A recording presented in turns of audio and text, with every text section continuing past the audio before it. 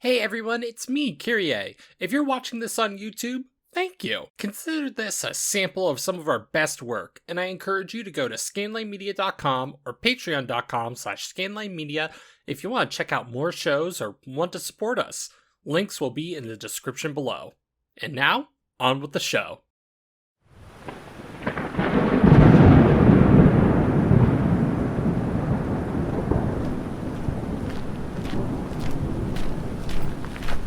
Damn this rain.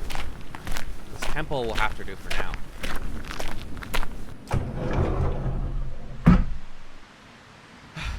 now. Young man, I hope you have a change of clothing. You're quite soaked. Old woman, I'm quite aware. Oh, my apologies. Well, this temple should provide us a sanctuary from the storm. Summertime in this region is prone to such things. Are you not from around here? No, I'm not. I'm on my way to the capital, and I don't have time to be stuck in this godforsaken place. Oh, when you reach my age, time is something you savor. But unless you want to get sick, I suggest you stay here until the storm passes. Of all the times to forget an umbrella. Hold on. I don't see one in your possession. And yet you're dry as a bone. How is that possible? You're quite observant.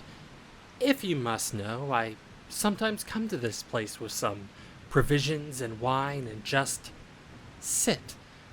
I listen to the winds as it causes the grass to sway. I watch the storms as they cross the fields and fall asleep to the melody of the chirping insects. It's quite peaceful. And how long have you been here exactly? Oh, about this long? This rain needs to pass. I really don't have time for this. Well, we are both here. I wouldn't mind the company. Why don't you sit with me? I say wine tastes better with company. Thank you. Oh, of course.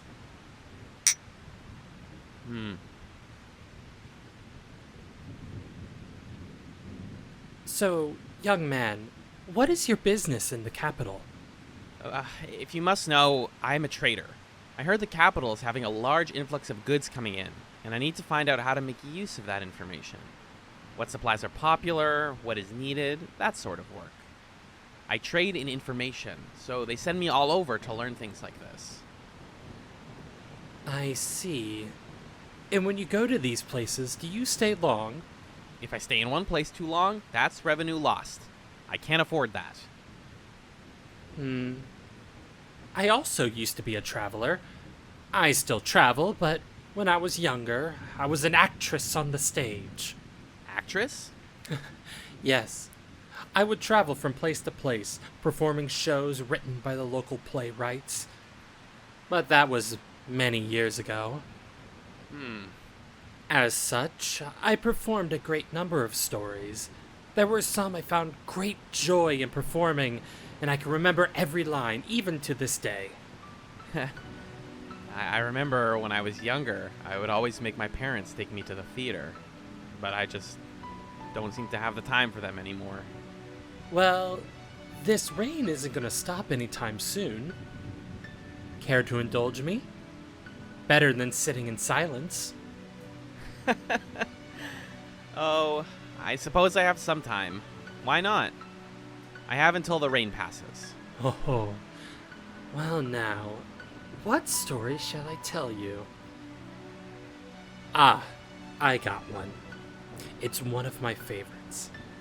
I will now tell you the story of the thief, the collector, and the assassin.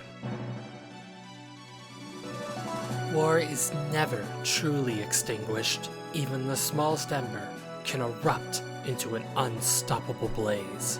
The nations of Yu-Ren-Shu and Shunai-Shu have been at war ever since their ships could set sail, and one day they discovered an uninhabited island in the middle of the Emerald Sea. The battles were bloody and ceaseless, but on a fateful summer evening, two captains clashed. It was said their battle raged for days, but then they paused and finally saw each other as human.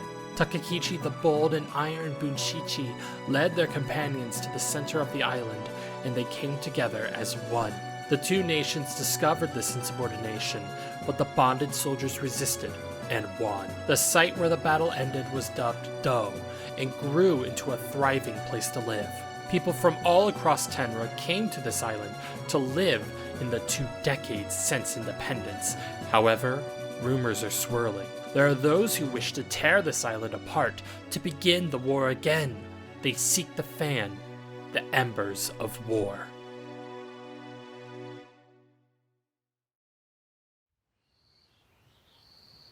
In a small patch of wood, we begin our story with Wandering Rain in a day that would transform her life forever. Hey, June. Hi. Hi. Welcome. How you doing? How you doing today? I'm doing okay. All right. So, yeah, let's kind of get right into it. We were just talking about earlier about like we're going to be doing your zero act. So, what I want to go over is, not just like your character's name, obviously, but I want to go over like a portion of their life. Like this is going to be their defining sort of like thing that gets them started. But first, let's just start with the name. What is the character you're like? Just briefly describe the character you are playing. Okay. I will be playing a character named Rain. Her family name is Hachisu. When we see her in the story, probably later on in the story, after the Zero Act, I imagine her as kind of a short, kind of chubby, like with a dark braided hair, but and carrying like a very large pack that she always keeps with her. Right. So like does she like carry around like this is like a sort of like large knapsack or like backpack, or is it it's almost like just a large sack of like if we want to like get into like more like finer details about the character, what I'm imagining is like a it's not like a set of golf clubs. It's like, it's like what if a quiver but for swords.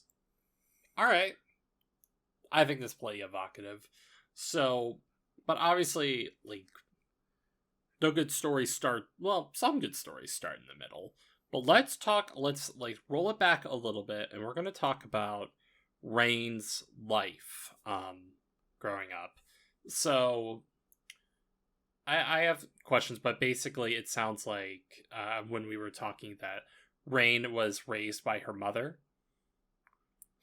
Right.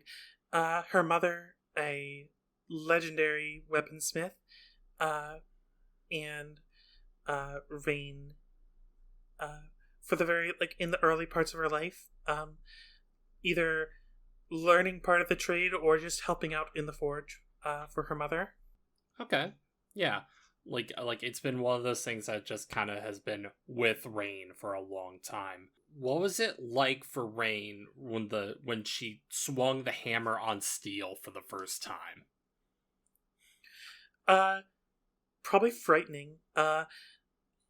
She probably didn't hit it hard enough for it to actually like make any mark, or and she probably like held back due to like how hot everything is in the forge.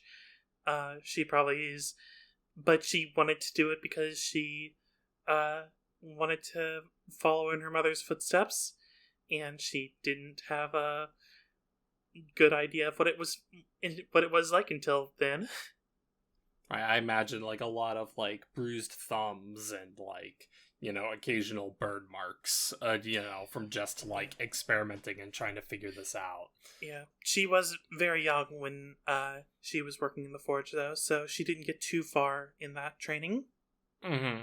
When Rain had first forged her first blade, what was her emotional state like when her first one broke? The first one she made, like, it broke. What emotion did she experience? I, hmm, this is me not sure how young it really makes sense for her to, like, I'm imagining her, like, closer to, like, 10 or maybe even younger uh, Mm-hmm. at this point. So I don't know if you would actually, like, forge, like, full blades by then.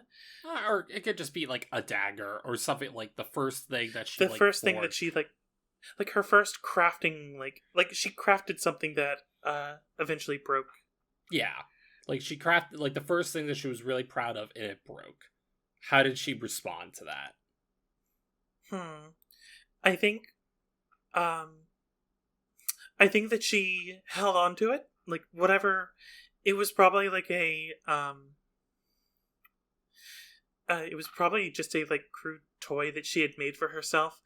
But she, like, insisted on holding on to it even after it broke, and, like, putting it away, like putting it in a place that she, like, would be able to find it again. Like, instead of, like she didn't um she wasn't upset too much. Like, she could make another one, but she wanted to keep the one that she had. All right. So where this scene takes place. So this is going to be, this was, were a day like any other, it would be swiftly, sent down the rivers of memory. It would just be forgotten. It would just be a day that would just pass. However, one day in Rain's life, something happened that changed her. So I'm gonna say it is sometime in the early evening. You can hear like the crickets starting to chirp as like it is sundown. You're currently like by the river next to your um mother's, like, the forge basically, or just like near where you lived. You're gathering something, and you hear then you just get this sensation in the back of your neck, like a sort of raising of goosebumps. You don't know what that means. Like, I was probably, like, gathering water to bring back to the forge. So I think that Rain is going to just drop the bucket and start making her way back. As you're running down the path towards the forge where your mother you would normally hear the rhythmic clanging of hammer on steel, almost to the point where you can almost set a clock to this rhythm. It was like a comforting presence, and yet you knew instinctively the rhythm had stopped. um as you enter the area in which the forge is, you see a figure standing by a doorway, as the light of the forge is casting him in a deep, long shadow. What do you do? This is someone I've never seen before. You have never seen this person before, but the way they are standing seems to strike, like, whoever, like, you can see your mother like barely past the man, and you see that she doesn't necessarily have fear in her eyes. She just simply has, some would say, maybe contempt. You may not know this man, but your mother certainly does. Hmm. Then I think she's going to try to tiptoe to the back of the forge, like, where, like, in a place where this man isn't looking, to try to get around and still be able to, like, hear the conversation going on. Yeah. Okay. That works. So unfortunately the sound of the fire seems to drown out some of the voices, but you hear, like, you start hearing things like kind of through the crackle and pop of um the wood that is used to, like, build this forge. Um the Like, your mother's name was just known as Hitsu... what was it again? The family name? Family name. Hachisu? Hachitsu. Hold Does on. your... And also, I had a couple of, like, things that I was expecting her to, like, if I were playing her, that I'd be saying to this Do you wanna... soldier. Okay, so, here's a fun thing that we can do. You're allowed to actually play multiple characters in a sequence.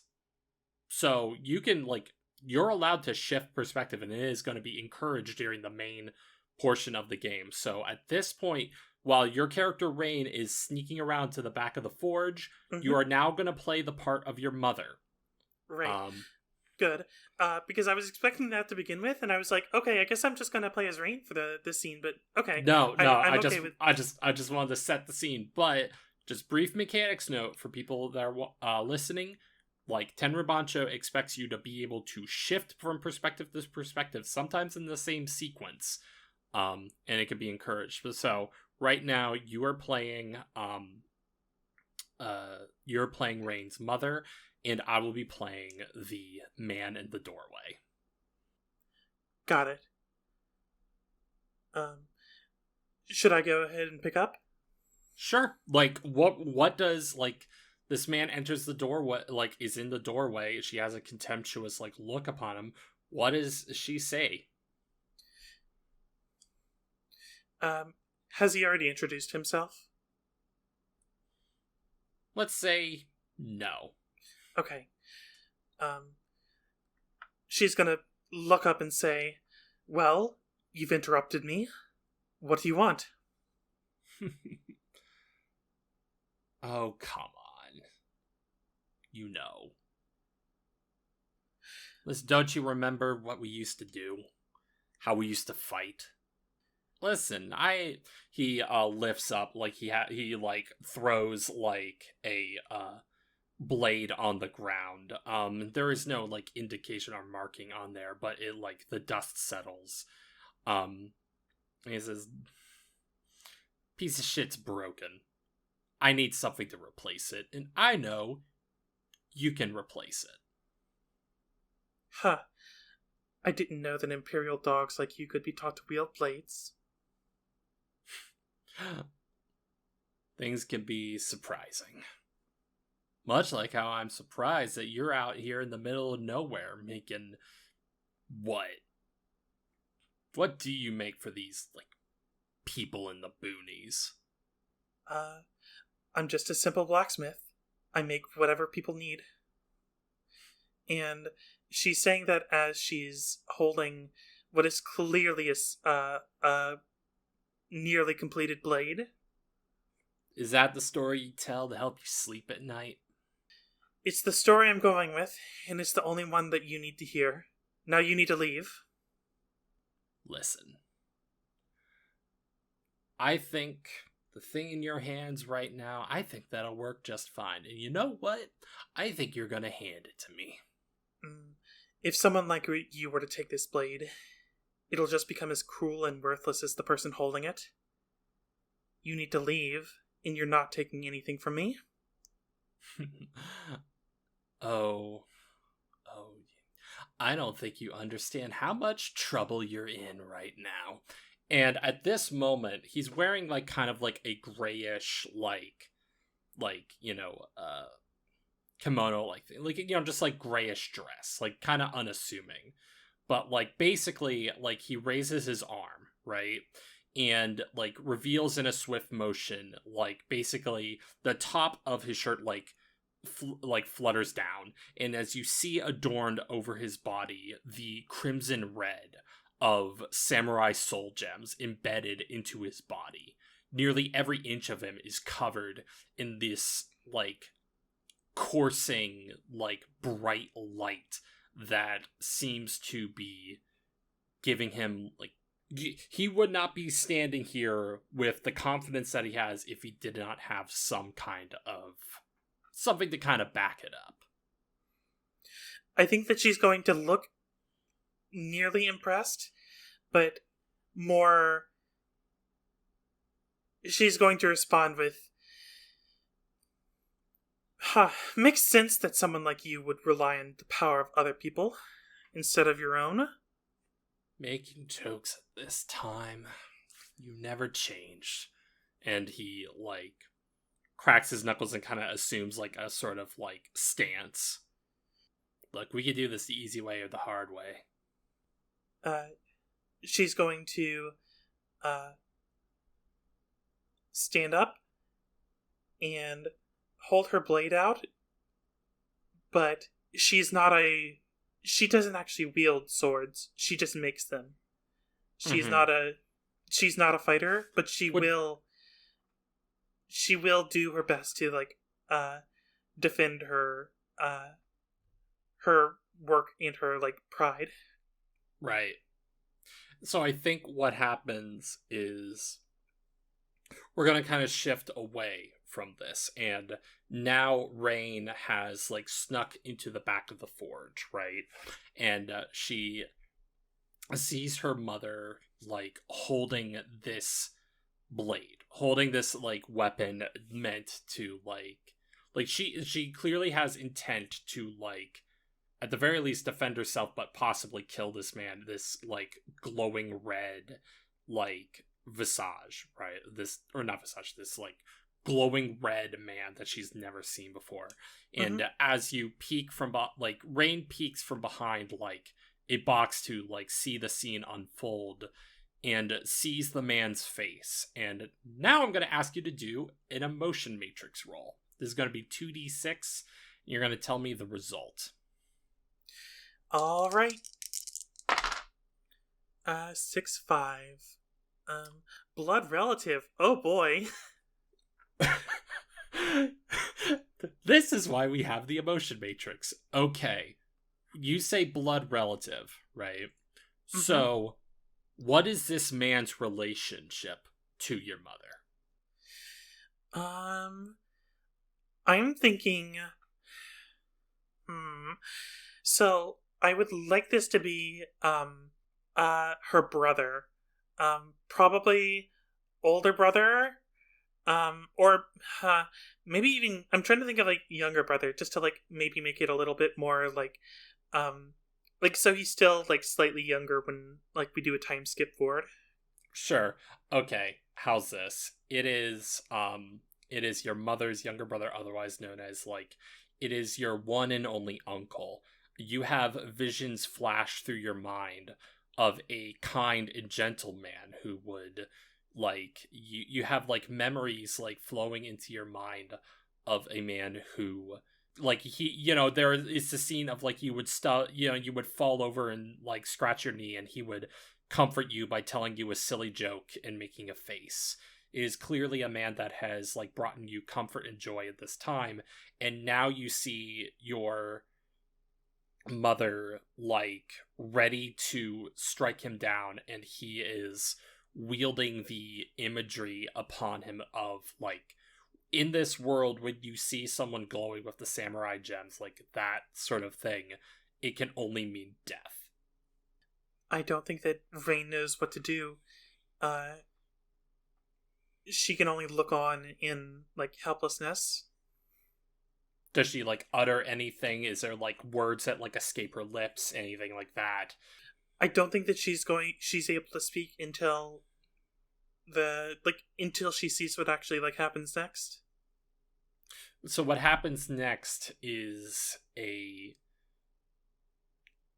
like, in a swift moment, in your mother, like there's not even a exchange of blades, no sparks, no moment. This is just, like, you hear the sound of just, like, you hear the the distinct sound of, like, a bone cracking and then blood dripping on the floor.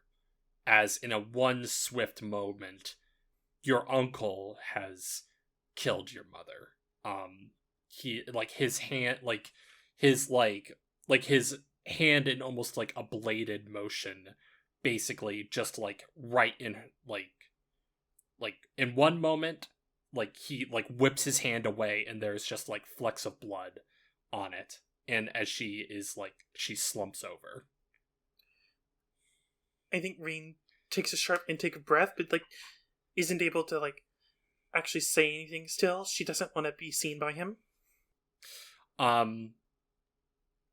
I don't think the man notices. I don't think your uncle notices.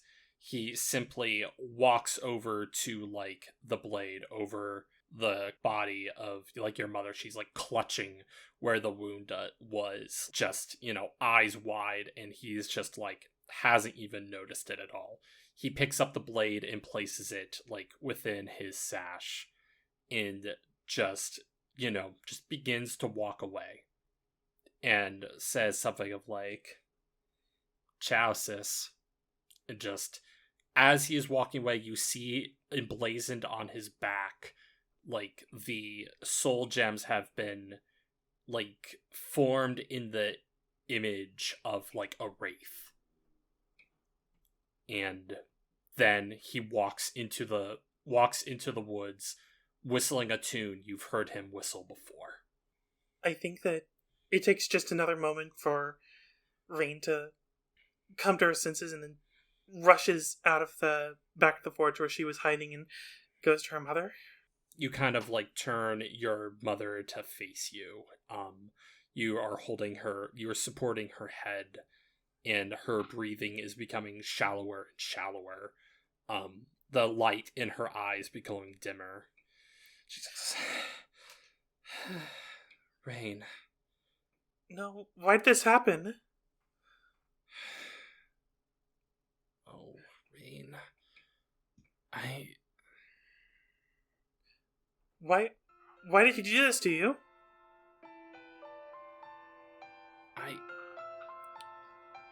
There are many things, Rain, that I failed to tell you, things that I thought I could protect you from. But it all seems to just doesn't seem to matter now. Rain, dear, these things that we've made, the things that we've made for ourselves, there's so much power, but she's, like, starting to become, like, delirious. Like, the blood, it really is starting to pool, like, at your feet. And, like, she's losing, like, you're losing her, and fast. No, please stay with me. Rain. Just try to remember how kind he was. Maybe that's still in there. Oh, Rain. Child, you were the best thing that ever happened to me. Oh, don't leave. I don't want to lose you. I love you. And then just, like, tears roll down her eyes, and, like, the telltale slump of her head, like, as life has now left this woman's body. I think that Rain just holds her for a while longer until someone comes in to find them, and has to pull her away. It takes a while for her to be ready to speak to anyone about what happened. Yeah, like, what happens, like, immediately after is, like when the next, like, you are found the next day, like, by someone who was trying to just pick up, like, a tool that was being repaired by your mother. Like, he arrives at the forge that day and realizes what happens.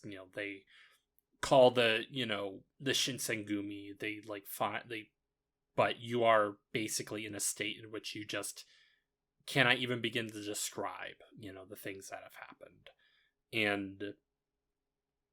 And I think that she has, the only things that she's, like, thinking about right now are the image of her uncle picking up the blade that her mother made, and the symbol of the wraith on his back. Yeah, like, those images are burned into your memory.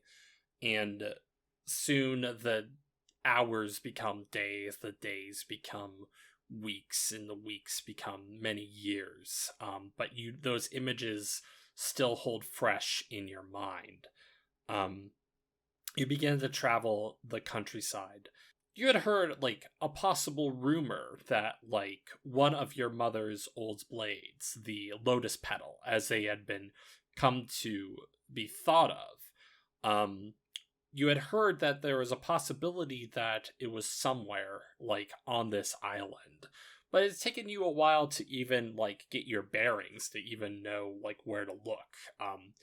And so, you happen, though, like, that image of, like, the words inscribed upon your mother's blade, like, that image comes rushing back when you see on the, sill of, like, the, weapon maker's shop, you see a lotus petal sitting in clear display, and you hear that rhythmic, like, thunking of, like, hammer on steel, in the back of this shop.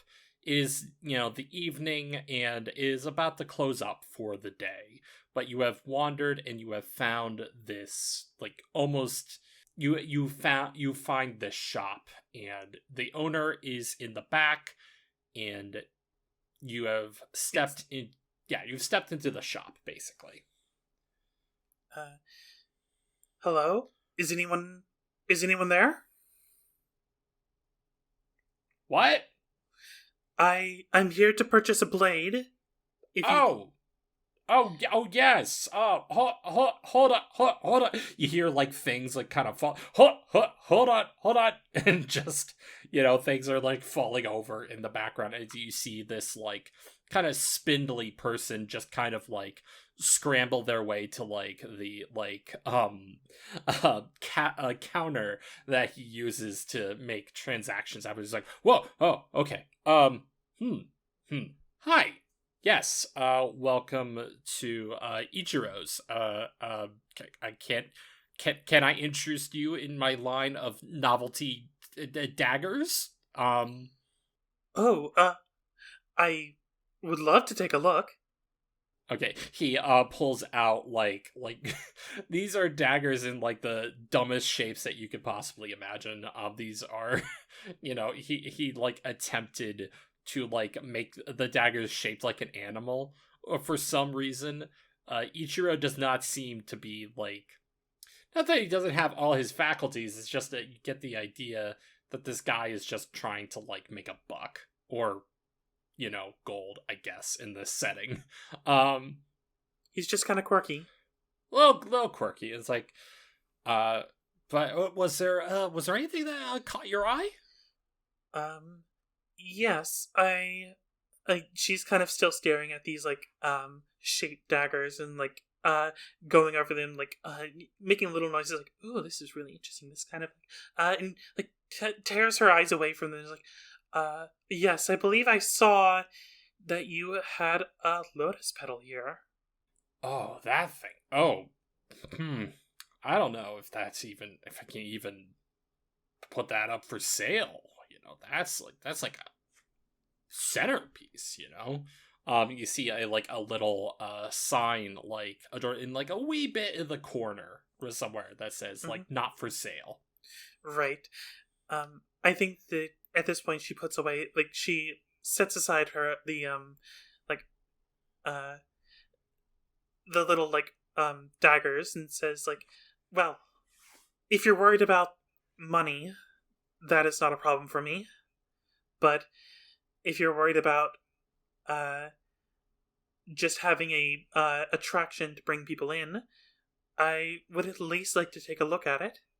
He kind of looks around, but he realizes that, like, you're the only one that's, like, in his shop, and he like, thinks, well, okay, maybe I can get this person to at least, like, make he thinks he can make a sale. He's like, all right, I'll let you take a look.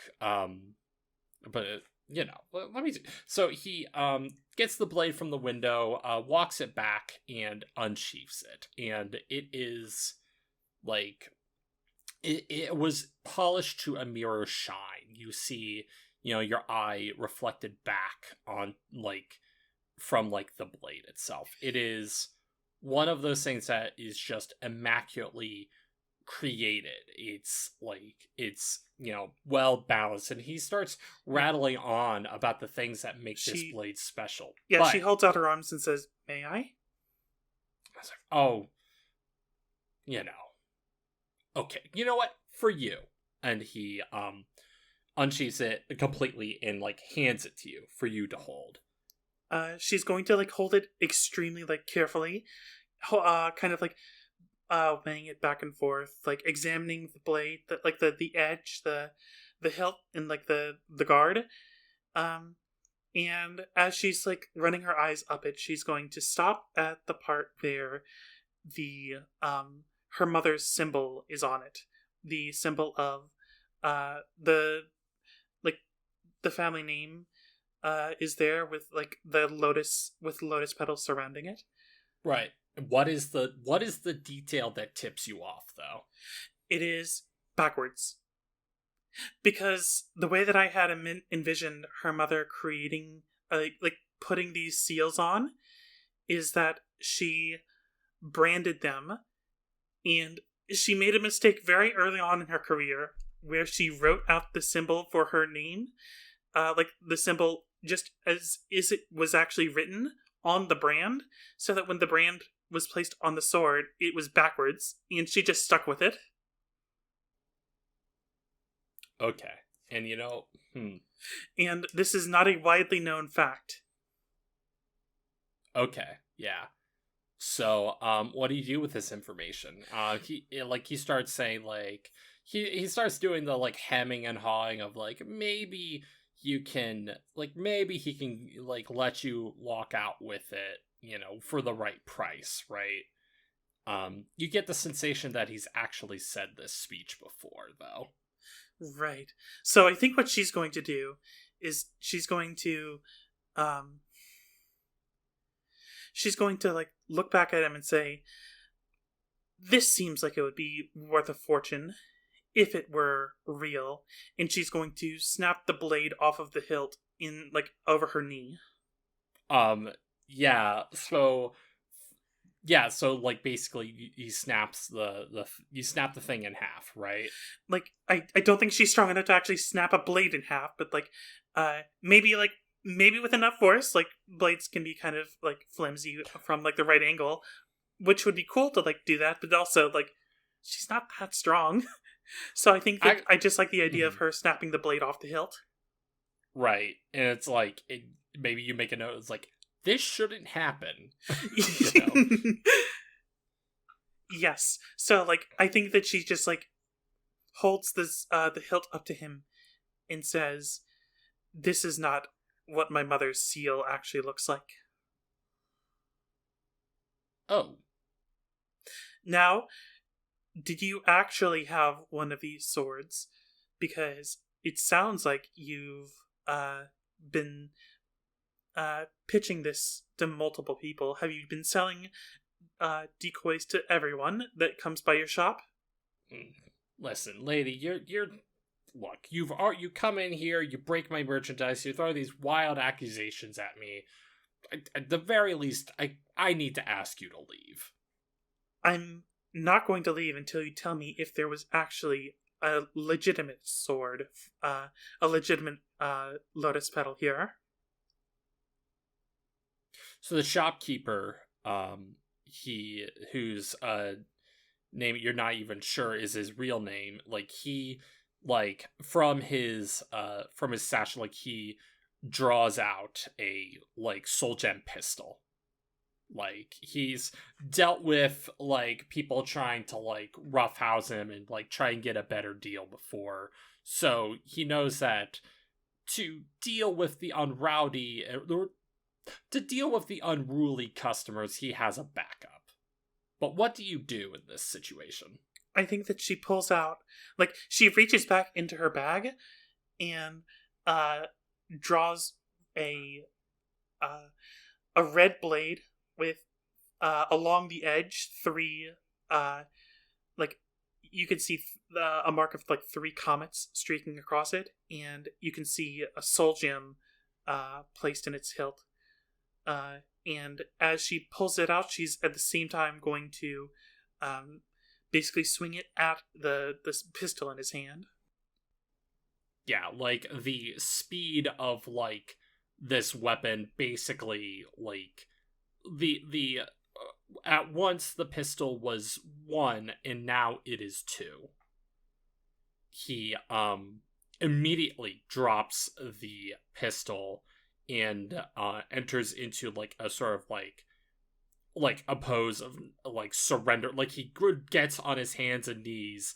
It goes like, man, you have to believe me. I don't have a lotus petal here, okay?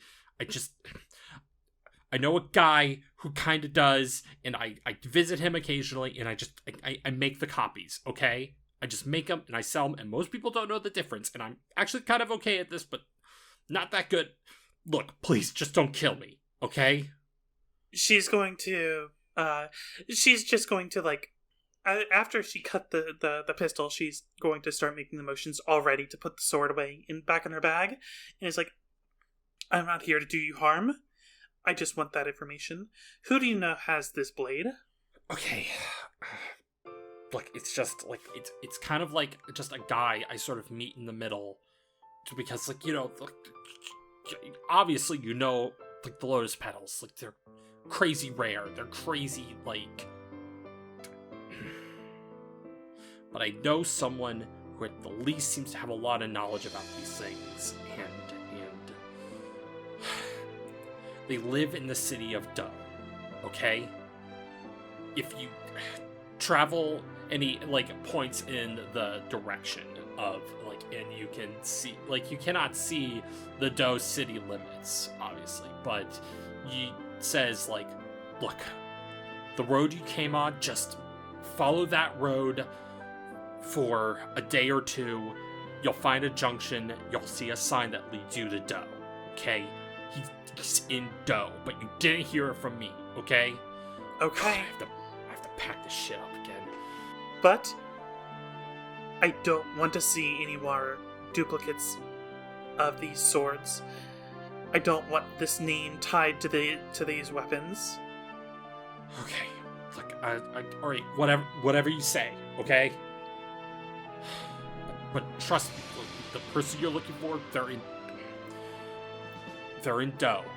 Just go there. Okay. And I think that she's going to, as she's leaving, she's going to put some money on the counter and take some of those, like, the ornamental like, daggers that he showed her earlier. Yeah. Like what did you say that they were? Like, shaped like animals and stuff? They were shaped like just like fun novelty daggers. Yeah. She just has a couple and that she slides into her bag, but she does pay for them. Alright. Okay. Hey. What was your name? She looks, as she's, like, walking out the door, she looks back and says, just call me the Wandering Rains. And leaves.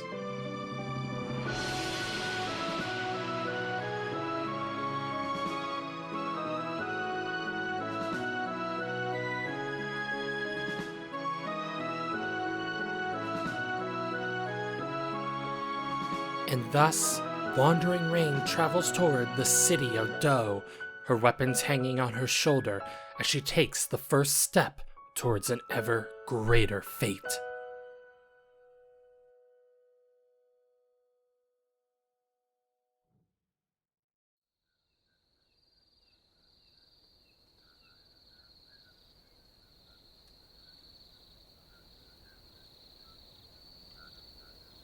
Another soul would soon be defined by the presence of a lotus petal.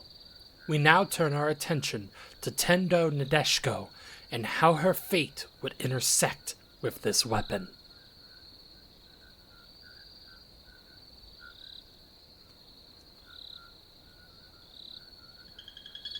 Hi, Six. Hey, hello there, Kyrie. Hi. Hi. From Scanline Funny. Media. From scanlinemedia.com. And patreon.com/Scanline Media, where you're not right now because probably you're listening to this through a podcatcher. You could listen to this on Scanline Media. Yeah, Also, I guess this one's going to be one of the free ones, isn't it? Yeah, exactly. That's the spoiler, but it doesn't matter because you're listening to it right now. Well, it's possible if you're listening when this first comes out, you're going to be listening in the period where it's still exclusive. Or you're listening like in the future when the whole series is out. Mm-hmm. You're just catching up. You're like, oh, this whole Embers of War thing. Like, man, I need to listen to the whole thing. Hope Kyrie doesn't decide to change the name of the campaign before it gets finalized. Yeah, exactly. That totally won't be a problem. I think I'm still gonna stick with the title. I can work it in. Yeah. So right now we're in your Zero Act. We are going to introduce the character you will be primarily playing for the campaign. Mm-hmm. As you know, if I don't also, I've already established this, you're going to be playing multiple characters. I mean, you'll have your main character, but occasionally on some scenes you might play side characters, but that's like a situational type thing. For the large majority of this campaign, you will be playing your character. So, Six, if you could introduce your character. Sure. I mean, how much, you can know her as Nadeshko. That's her sort of her professional name. Pronouns are she, her. And do you want the basic pitch here? I just want the broad character pitch as to Nadeshko's whole deal. What is the image that you want the audience to have in their mind when they picture this character? I mean, she's anime as fuck is kind of the main thing about her. Well, yeah. This is the entire game. Sure. It's anime as fuck, but yeah. So basically, in this setting, there are a thing called kagutsu. People called kagutsu, because what they are dolls carved out of a special wood out of a special tree by very talented people and imbued with magic, and then they come alive, right? Right. Yeah, these are they're not living puppets. They're not controlled by themselves. They are sentient beings, but they are given life not through, natural birth, but through the creation process. Skilled crafters will make the kagutsus as for a whole number of jobs. Some are courtesans, some are singers and dancers, and many other professions in this world. But all of them generally tend to be fairly exclusive occupations, because I don't want to blow anyone's mind about the birds and the bees, but making people is way, way, way easier than making a kagutsu. Oh yeah. So you don't make them to be a waitress, right? No. And Nadeshko... There are kagutsu runaways, for sure. Yeah. There are kagutsu who, run away from their creators or whatever they are used for and blend in with humanity, because to most people, they are effectively no different from appearances alone. They pass the squint test, basically. They just look very pretty people. Exactly. From a distance, if on a dusty road, in midday, if someone spotted a kagutsu, a little down the way, they would say, oh, they are a beautiful woman, and even have that thought close up. But Nadeshko is a little bit special. Because she wasn't made to, she was made to serve as basically a courtesan, but that was a secondary purpose. That was a cover, because when she was crafted as a gift for someone who she was a Trojan horse to kill. Yes. So yeah. So let's talk about some ideas. Okay. Real quick. One thing I want to ask. Yes. Is so when Nadeshko, when she first experienced that breath of life, that moment of unbeing to being, what was her first thought? Because these are often, like, when these dolls are crafted, they have conscious thought. They are effectively, adults, but, like, suddenly sprung into being. Claustrophobia. Okay. I think, like, I'm not going to say that, like, wood is sentient, right? But wood has a kind of life, right? Because it's a plant. And so for her, whatever was alive about the tree she was made from, when it was turned into a person, the immediate reaction is just sort of like, what the fuck? Basically the moment, like the part, whatever part of the, like, carving a rune in or whatever that made her activate, she just panicked. And once she was calmed down, I think it was just a lot of... She's very anxious about the world, and she's very, like, like a lot of Kugutsu are made to be, like, very, like, eager to, like, to satisfy, to serve people around her. But the other thing is, I mean, she's very aware of the fact that she was made from a tree, right? And to her, that makes life not particularly sacred. It's just kind of like, I mean... I am in a different state of being than I was. And, she is a little bit zen about this, right? She doesn't have memories of her time as a tree, right? No, but it's more like vague feelings that she just kind of, like, has in the back of her mind. And so philosophically, she's like, well, I was a tree, and now I'm a person. And when I die, quote unquote, I will turn back into wood. And so this is just another form of being. And who gives a shit if I stab somebody? Right, yeah, you have this, like, she has this thought as, like, the knife is being plunged into someone's back. So that's kind of what we're dealing with here. And my other question, and this relates to, like, another thing about Kugutsu, is that they have an innate ability known as the butterfly's dream. As described in the book, in lore, whatever, like, the butterfly's dream is a sort of, like, psychedelic attack on another person. And sometimes not even an attack. Sometimes it's used for, like, therapeutic purposes or just being able to make your target more comfortable. Or information gathering or whatever, yeah.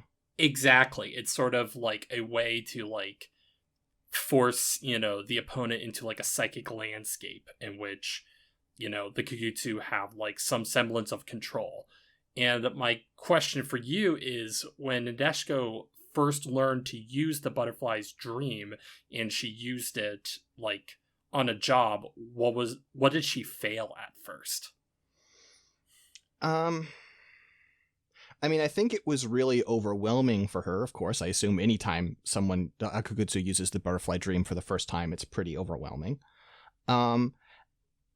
And I think the thing she failed at is that she, like, lost track of what she was doing, right? Like, she activated on purpose. She sort of has, the built-in knowledge of how to do it, like a muscle you haven't used very much. And she was like, okay, I'm going to go in and I'm going to get this information. And she went in and she came out and I was like, I completely forgot about that. I was just kind of caught up in the experience of seeing this person in a different way and having them, like, psychically exposed to you in a way that is really overwhelming. Yeah. So okay, yes. So Nadeshiko was created as ostensibly a ninja assassin. So, one day your creator, Snowy Sky, basically, like, after all this training, they kind of, like, have you go through, like, ninjutsu training and things like that. They finally hand you, like, the sealed envelope, right? And tells you, like, basically they give you, like, a location, like, outside of, like, a particular lord's castle. This lord, known as Lord Tora, the Dragon Slayer, and or not his castle, sorry, like, his keep, basically. Sure, his estate. And you are told, basically, to where you need to go and to open the letter then and there to receive your mission. Mm-hmm. So, largely, how did like Nadeshiko infiltrate the estate? Like how, like what was her point of attack? I mean, she just was, she used like she's decent at some social skills, right? Mm-hmm. And basically she managed to like bluff her way into being like, oh, I'm a gift from someone, and sort of like a con artist, right, is doing the thing of like, oh, I'm gift from someone, sort of hinting, and then the mark is like, oh, you're from so and so, and she's like, yes, of course. They want to make up to you, and it's like, oh, because we've been having all this trouble recently. It's like, yes, of course. And so of course, obviously, like was like a basically makes it out that like, oh, she's a gift courtesan there to sort of make up for a relationship between what she learns is like, oh, some merchant who's had a big fight with a local lord, and to the point that was inappropriate, right? To the point that was like, this needs to be settled. You can disagree with the local lord. You cannot challenge their authority to this extent. And so it's like, this is the big apology, is this big expensive kukutsu who's here. And it wasn't like telegraphed that she was coming, but that's part of the apology, right? Is they're not making a big deal of how generous they are. They're just trying to make it right. And speaking as a player, the funny thing is this is all actually true. Nadeshiko just doesn't know this. Yeah, basically. And but it's also, back to your point, it's like, the sudden, like when somebody shows up with like flowers, Mm-hmm, right? Mm-hmm. Sort of like the big apology. So we're going to fast forward this scene because I think we're going to get to the part that is, this is going to define Nadeshiko's like start in all this. So you enter, Lord Tora's chambers, and I imagine like Nadeshiko like, does like the very, proper courtesan thing. She, presents herself in such a, like, she bows and dances for like the Lord in his like, main keep, and then he, basically like, enter my chambers, that sort of thing. Mm-hmm. And so we fade back to, it is about the middle of the night. Is Lord Tora dead yet? No.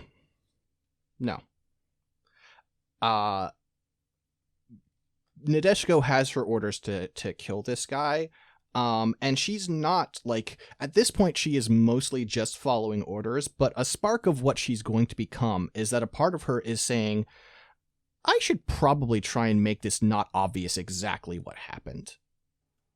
Mm-hmm. And so there is a degree of her that is playing along and looking for, I mean, like, she knows basically, like, if the sun is about to rise and Lord Tora is going to get up, she's going to be like, sometimes them's the breaks and we'll break his neck. But she's looking for a better opportunity to make it unclear what is going on. Right. For Nadeshiko, I believe, like, somewhere in the letter, back outside, you realize, like, Nadeshiko reads the letter and it says basically procure on site. Mm-hmm. Like, because if you have any weaponry at all, because the thing is, this merchant that sent, who basically hired the kukutsu maker, they're not the first one to think that, like, these courtesans would make for really effective assassins. Mm-hmm. Any lord who still has their head kind of has figured out that, like, okay, we should make sure that they're not, armed in some way. But at this point, you have earned Lord Tora's trust, and he is currently, like, snoring in the bed next to you. What do you do?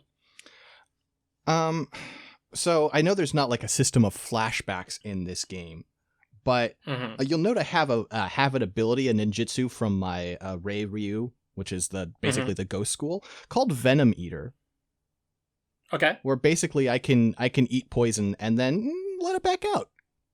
And I'm thinking I made use of this earlier. Here's how I think it happened. you, when present the idea of, presenting flowers, that wasn't just, that wasn't just a figure of speech. You had flowers on you that, to an ordinary person, when they are in a particular state, these flowers are, just flowers. They look fairly harmless. But from your training that when combined in a certain way, they can make a very effective poison. Mm. Okay, that makes sense. So the flowers are somewhere in the room, but it is, like I said, the middle of the night. This is much like I know we're bending the mechanics a little bit, and I'm very glad because normally I'd have to eat a frog to do this. And I didn't want to do that. Yeah, your tongue it's like flings outside. You open a window. It's like a JoJo's Bizarre Adventure episode. Like Lord Tora wakes up and I'm crouched by the pond and I turn my head and there are just frog legs sticking out of my mouth. Right. And he's like, I must have seen that wrong. Right. But yes, you have learned to be crafty, and you've learned that there are other ways to do it. And luckily, Lord Tora isn't that knowledgeable about plant life in the area. Mm-hmm. You are going to have to somehow find an implement that'll let you cut it, however.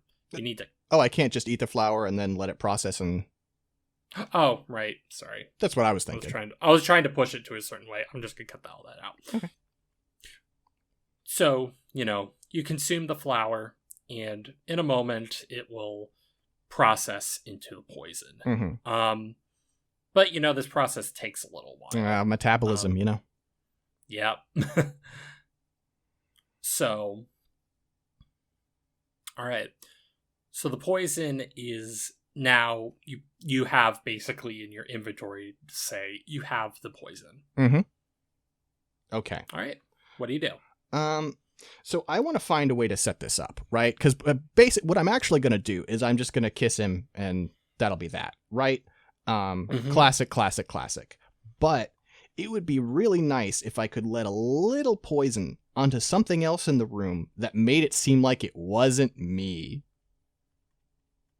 All right. So I was thinking perhaps if if we were served drinks or something, I could I don't know, I'd let a little into a bottle of sake or something, and this would be like, oh, the whoever the servant who brought it must have, Sure. You know what? That makes sense to me. Lord Tora, he knows what he likes. So, on the table, on the bedside table next to Lord Tora, there is a, plate of cups and sake. They have, a plate, holding the cups and the bottle of sake. So how do you set up this scene?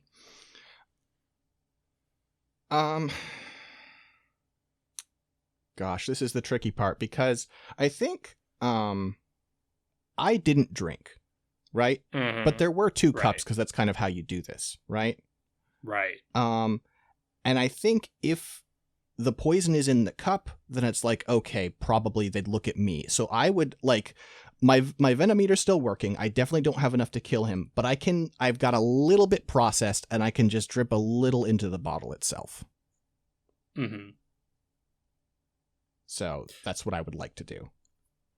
Could you real quick make a senses roll for me? Certainly. How do I do that? So, skill rolls in this game work a little differently from other games. Basically, what it is that I basically am I present to you a particular skill challenge, and you we negotiate what skill is used. There is a broad skill senses.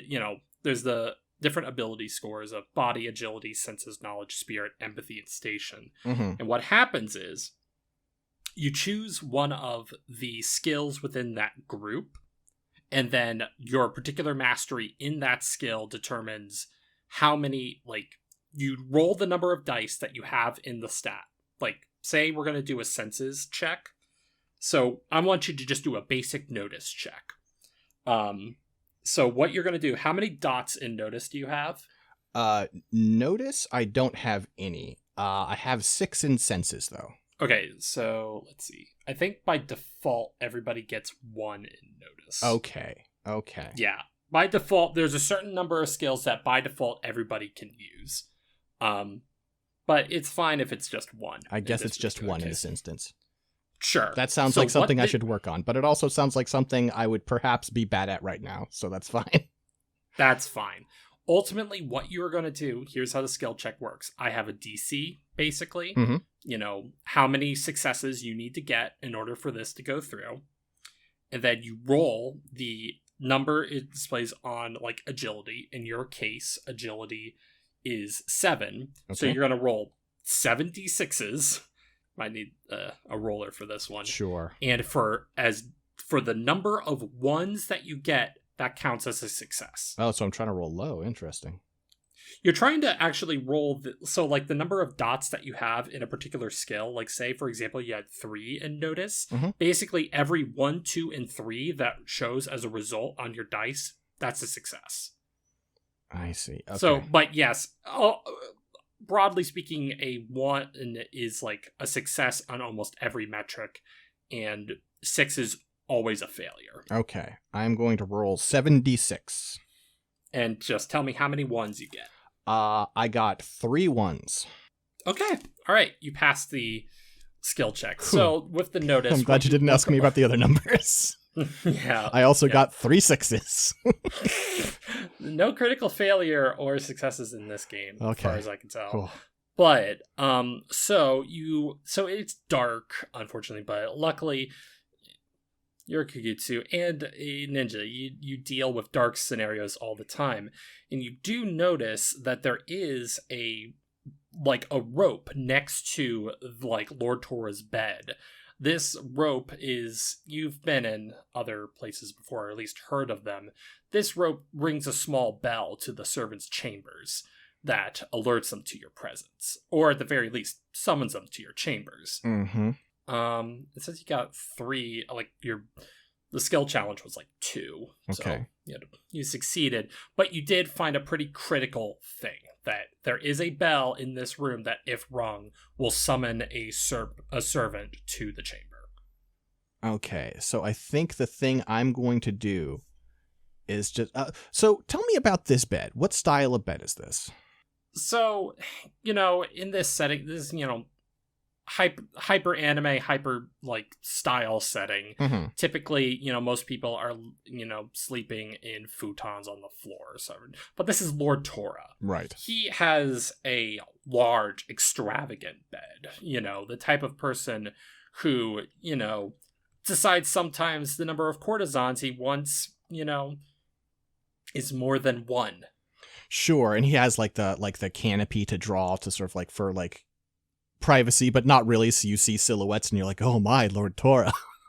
Yeah, the illusion of privacy is maintained.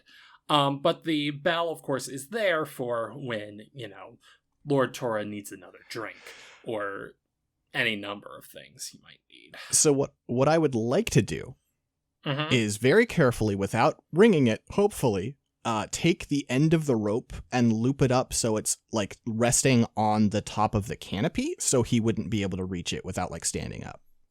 Okay. You know what? I'll just let you do that. Sick. Excellent. The kind of core thing about this game is if it seems interesting, and I mean you're unopposed, there's no one awake in this room but you. Wow, you just gave me so much information. I was like, I'm gonna try and reach for the table and it's gonna be a better ninja. Far as you know. How about this? As far as you're aware, you and Lord Tora are the only ones in the room. If I fail a check, we'll see what happens. Fuck around and find out. Yeah, exactly. But, the silken rope that Lord Tora uses to summon the servant to the chamber is now placed above the bed. Okay. It is out of his immediate reach, and if he woke up, he wouldn't know where it was anyway. Okay, I will have to let it down myself before I flee the scene, or else it'll be suspicious. But for now, we're just gonna, we'll let a little poison into the bottle. The little bit I've got while I'm still, digesting. Mm-hmm. You think Taco Bell gives you a bad stomach? Yeah. You'll never get that sponsorship at this point. What happens if you're a Venom eater that eats Taco Bell? Do you just let out grease? That's how they make the Baja Blast. Trade secret, I know. Okay, so... Alright, so the sake bottle has been poisoned. You were able to let out a little, but you figure enough at the very least. This should kill Lord Tora. Well, and I'm mostly just worried about someone who would investigate spotting it in there, right?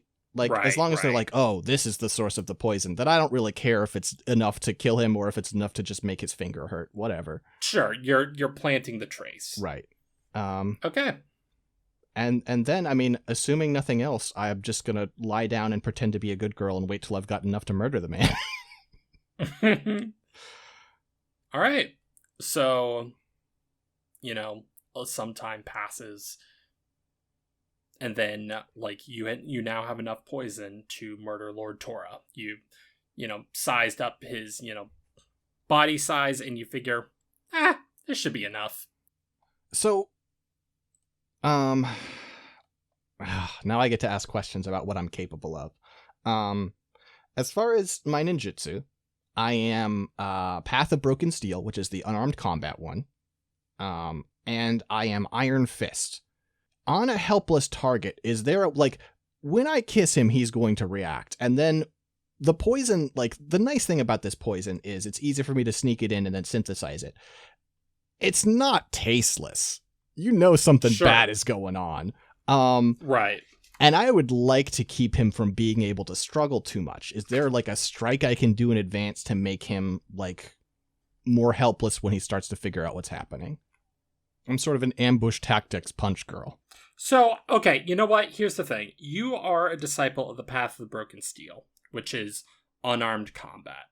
I'm going to say, for the sake of expediency, and also this is kind of how the rules, in my estimation, work, one of your skills is, ninjutsu itself. Mm-hmm. I would say, since you are trained in unarmed combat, that is the school that you followed, it logically follows that you should be able... I'm going to let you roll ninjutsu. Okay. When you make an attack on Lord Tora. Makes sense. Okay. That, I think that is, from my interpretation of the rules and reading this book, that makes the most sense to me. If you're using a specific technique in, for a specific way, I could say, okay, you're going to get advantage or whatever. But broadly, you're going to be able to roll ninjutsu, which I believe is part of the body stat. Yes, or agility. So much better.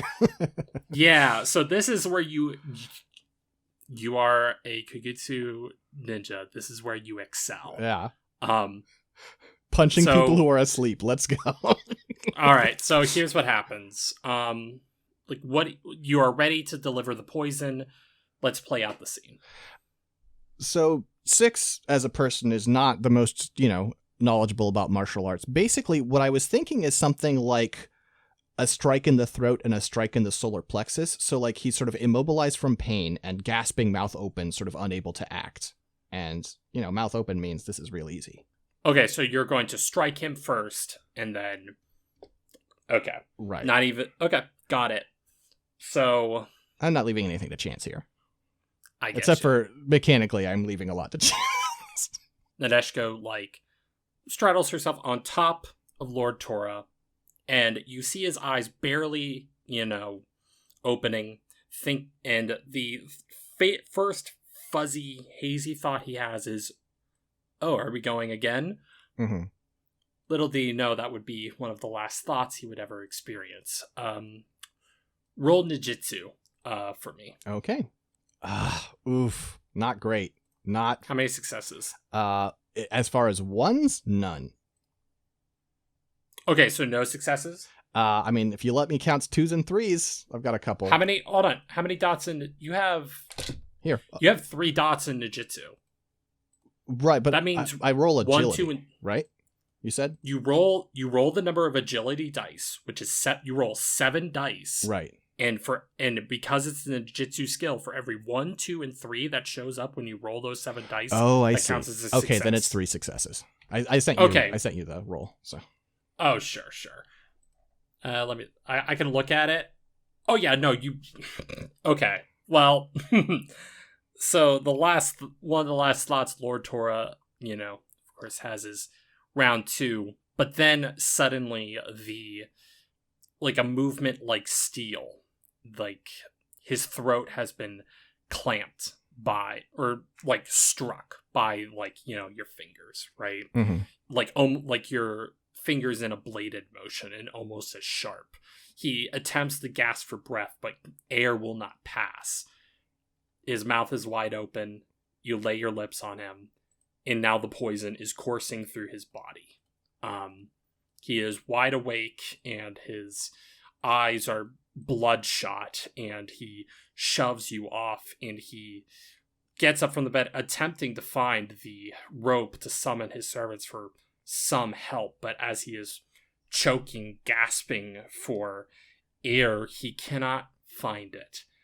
And in he looks at you and realizes what has happened, what has transpired, and his only thought is to attempt something, to try anything after, throwing you off, but he is stumbling around. He then crashes into a wall. There is a bit of a shudder and a loud sound, but you find it was a fake wall. A fake wall has fallen away, and you realize there's a chamber in there. You don't know how long, this silence will last, but that loud sound, somebody might have noticed by now. Mm-hmm. So spiking the sake seems like it was kind of a waste of time now. Listen, best laid plans. How possible does it seem for me to get into the other chamber and then reestablish the false wall? So the false wall wasn't shattered by any stretch. Your agility score is you have a couple seconds. You figure you have a couple seconds, and you can certainly take a chance. So you're gonna basically try, the false wall is still whole, but it would need to be placed back in its place. Mm-hmm. So basically, I'm trying to make it look like I've already made my escape. Mm-hmm. Exactly. Because I'm thinking this could be a movement. You're gonna try and keep your movement silent enough so that it basically sounds like they're just they're looking for the assassin, for sure. But they don't hear they don't hear footsteps. All they heard was Lord Tora, and you don't want to take that chance of them seeing the door slide back into place. So you could do movement, no, wait a minute, what am I talking about? This is going to be an evasion. Okay. You are attempting to use stealth, or evasion, or stealth. Well, I have stealth, so I'm picking stealth. Right, there you go. So for every 1 or 2 you roll, it's another agility roll. So 7 dice, please. And for every 1 and 2, that is a success. 1 success. If this were D&D, I'd be rolling incredible. I'm getting so many 6s. So many 6s. Okay, so what happens is, you scramble over Lord Tora's body, and you are able to, somehow get the false wall back in. But, the moment that, you get the false wall back up, you hear, the talk of, the guards. They look around, say out loud, she's probably still in the manor. Start looking! They're going to start investigating, the room, or at the very least, looking inside of the manor. They do not think you have escaped, to the outside at this point, because normally if they thought you escaped to the outside, they'd send their men outside, but unfortunately you have you have avoided them for now, but you're in a bit of a precarious situation because they kind of know that you're still in the manor. And it's an even more precarious situation because this is the first time in Deshko's life where she has not had a standing order. The moment she was made, she had a job to do, which was to to train and get ready for her mission. Then she was told to go to the place for her mission. Then she opened the envelope. Now she's done it all, and there is no next stage. And that's the first time in her existence that's happened. She's not really sure what she wants to do here. Nadeshko looks around. Nadeshko naturally, she tries to kind of figure out what is her stock, what is her situation. Mm-hmm. She is in a robe, no weapons on her. This is not looking good for our girl. But you look around and you realize that this hidden wall, it contained a small armory. You see adorned on the walls ornate weapons of many kinds, many, some more practical than others, a large halberd, some other pieces of steel that are mostly unremarkable. But then your eye gets drawn to what is clearly a centerpiece. At the back of this secret room that at this point, if the guards haven't looked here, they might have even known that this room existed. But you see in the back something that just seems to resonate with you. Your eye is just drawn to it. You see a blade. Describe the blade that caught your attention. I think it's an interesting blade because to look at it, it doesn't seem like it's not totally finished. Specifically, it doesn't have a suba, it doesn't have a guard, right? It is otherwise, I would just say based on the setting, it's probably a katana, right? And it is displayed with the blade out, which is unusual. Usually you'd want it in the sheath, but nevertheless it glimmers. The sheath is just behind it. And it is a very elegant, steel blade, shining. And the handle of it, is just wrapped pink cloth, but it's not wrapped in the way it's not the traditional Japanese katana handle wrapping. It looks more haphazard than that, but it's done so artfully it clearly isn't. And I think it's just a thing where it's a dark room. There isn't really a great source of light, but because I'm in the walls. But the reason I can see the armory is because this sword is just glowing, basically. And it's not Quake 3 glow, but it is there is light and there shouldn't be. Exactly. Almost in this perfectly sealed room, it almost seems like the sickly, twisting of moonlight is, hitting your eye. It is clearly the most valuable thing in here, and is clearly, Lord Tora's most prized possession. I don't really have much concept of financial value at this point. What I do have a concept of is shit I'd be good at getting out of this situation with, so I'm taking it. So, fun thing, you know what's about to happen because we talked about it. Mm-hmm. So, one of the things that happens in this game is what's known as an emotion matrix roll. And it represents the first emotion that a character feels upon seeing someone new, some major NPC, even other player characters.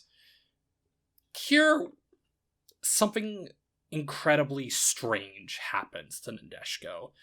The moment her hand is clasped around this blade, suddenly, like a wave, like a massive torrent of water, she is suddenly overflowing with this, basically every feeling, all at once. I need you to make 3 emotion matrix rolls.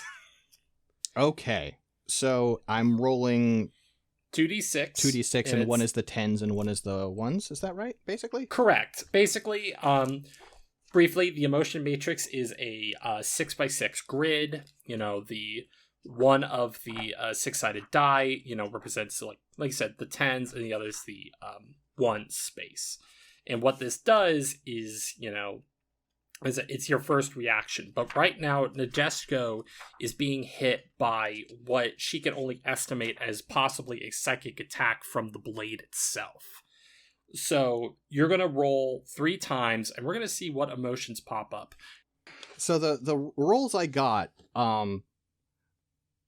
the thing that's interesting is, of course, that these are reactions to, like, a lot of these are phrased as reactions to people, right? Mm-hmm. I got deep impression twice. And then I got, I gotta say, I was really hoping for just a lot of killing intent. That would have been really easy. Yeah, it would be. It would be. But you know what? Again, this is the first flash, but here we go. This deep impression. What you are feeling is, like, amongst this, like, raging river of emotion, you start hearing words, but they're not, like, words in the traditional sense. They're more like sounds that, like, just appear in the back of your mind. These are almost as if speaking a language that is almost ancient, almost like... Is it like in a dream when, like, intellectually that someone has spoken and you got what they said, but in the dream they didn't speak? Really? That's a good way to put it, yes. Yeah, so it's like you are basically... It's interesting because, Nadeshko has placed people in this dreamlike state many times before in the butterfly dream. But it feels like you hear this sort of voice that, like you said, it is like someone speaking, but, like, words aren't even forming, and yet implicitly you understand. There is, like, almost something, like, there's something, like, deep, like, buried deep somewhere that is just, like, this is almost like a volcano underwater erupting and boiling to the surface. And in this moment, you hold something incredibly powerful. And the rage, the torrent of emotions, like, finally, after what felt like an eternity, has, like, slowed down, and you could still hear the voices, outside, but those are the voices of the guards. Suddenly the voice that had been speaking to you into the back of your mind was not there. And now you know that this blade will probably be the thing that gets you out of this scenario. If nothing else, you need to hold on to this.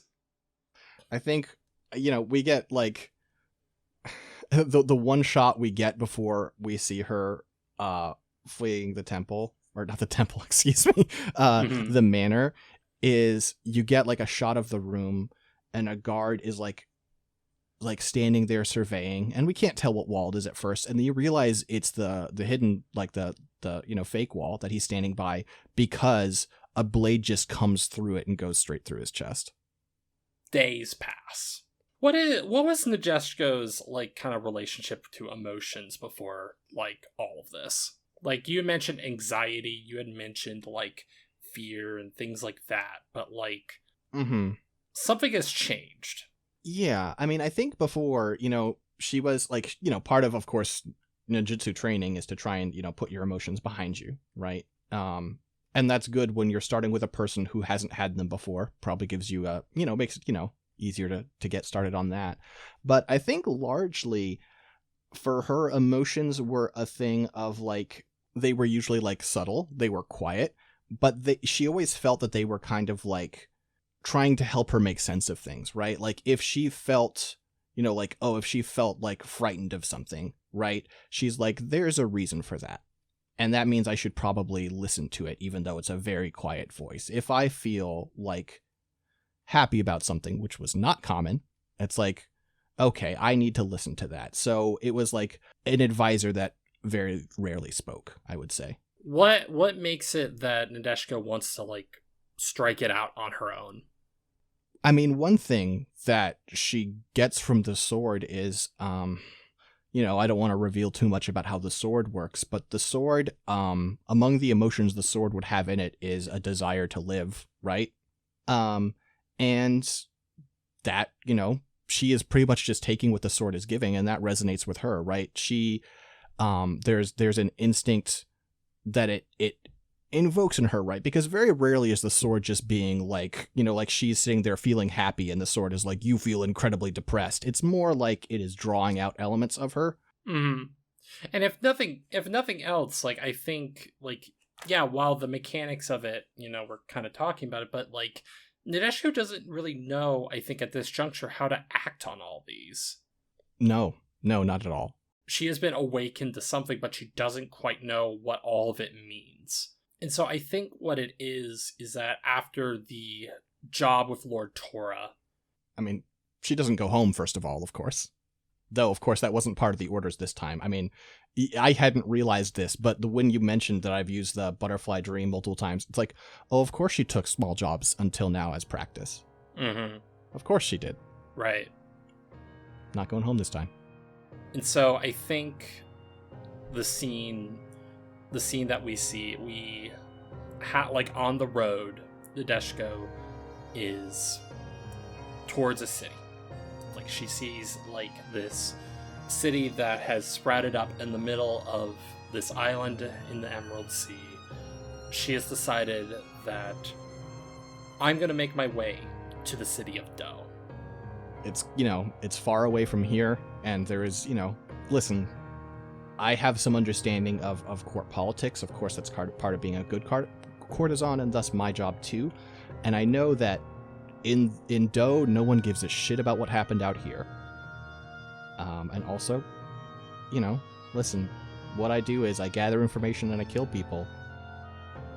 There are probably a lot of people in the capital city who would pay for that to be done.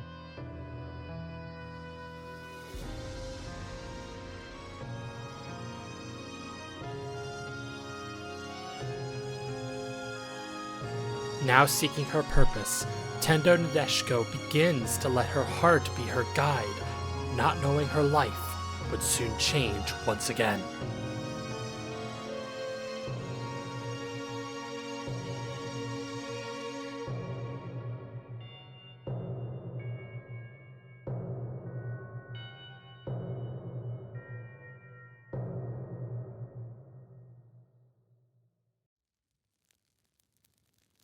In a small mountain hamlet, we turn our attention to Rising Phoenix and the mistake that would change the course of her life.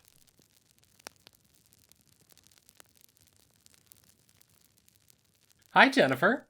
Hey, Kyrie. Hey, so, alright. So we are going to be doing the Zero Act for your character for this campaign. I was just wondering if briefly you could just kind of go over the basic rough idea for your character. Kind of like, you know, give the audience like kind of a vision of what to put in their heads when they think of your character. Okay. My character is Phoenix, though she often goes by Fee with friends. She has shoulder-length brown hair, thick scar near the left side of her face, often obscured by the hair. She's a monk type, I believe the term is. Sure. But like at this point in the story, well, she will become a monk, but something that we're going to talk about is how kind of she got there, because if I recall, she wasn't always the most pious person. Yeah, that's right, Kyrie. She used to. Sorry, was that too much like a presenter? That was like okay. Okay. You have like the sillies at the moment.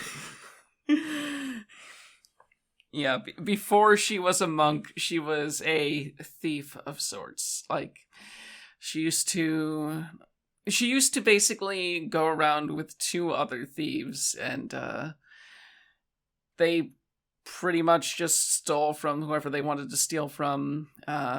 They usually tried to pick targets that were not present and also just wouldn't be too hurt by stealing from them, but Sure. that was mostly something they told themselves. Yeah, exactly. So, what led Phoenix down this, like, path of, like, stealing from other people? Like, what kind of, like, what was the life event or idea that, like, kind of got into her head that, like, oh, this is my only way forward? She was kind of born to a family that didn't have a ton of money, and, like, around age 5 or 6, she lost her house, more or less, and had to be put up in a sort of... She was basically adopted by her neighbors who didn't care much for her. So she ended up commiserating with some of the other people around her, like some people her age, and basically they were just stealing because, like, it was thrilling, they didn't have much else to do, and also it gave them a glimpse of a better life. Right.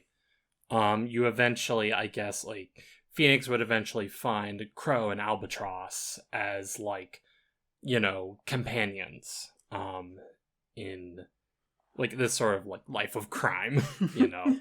So I imagine this went on for a number of years. You know, the war had faded, years prior, but, like, there was still problems going on. But I do have one question, though. Like, where would Phoenix go when she needed to go somewhere to kind of quiet her mind? I think there was a particularly large and tall tree that was not necessarily the closest to where she was, but it was like a 15 to 30 minute hike or something.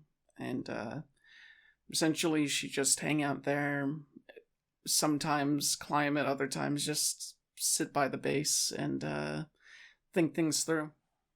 So what kind of happens is what happens is that Crow and Albatross, they come to you. It's like, hey, Fee, come on. Like, they have a plan, right? They kind of, you're in your hideout, you're, doing what you normally do, and you realize that, like, a pretty, like, valuable thing is in a manor nearby. Your crew has, like, again, it's been a long time since the war ended, but you'd always heard about, like, the lotus petals. And so, you know that at the very least, even, like, a makeshift copy of these things can be extremely valuable. So, you decide to wait until the people in this manor have left, and then you're going to try and steal the weapon and presumably sell it on some black market so that you can make some coin. And Crow kind of says, like, Fee, this is the ticket, like, this is it. You approach the house. It is, the dead of night. The stars are, like, it is a clear night. You can see a full moon and twinkling stars as, presumably the people that were in this manor are not here.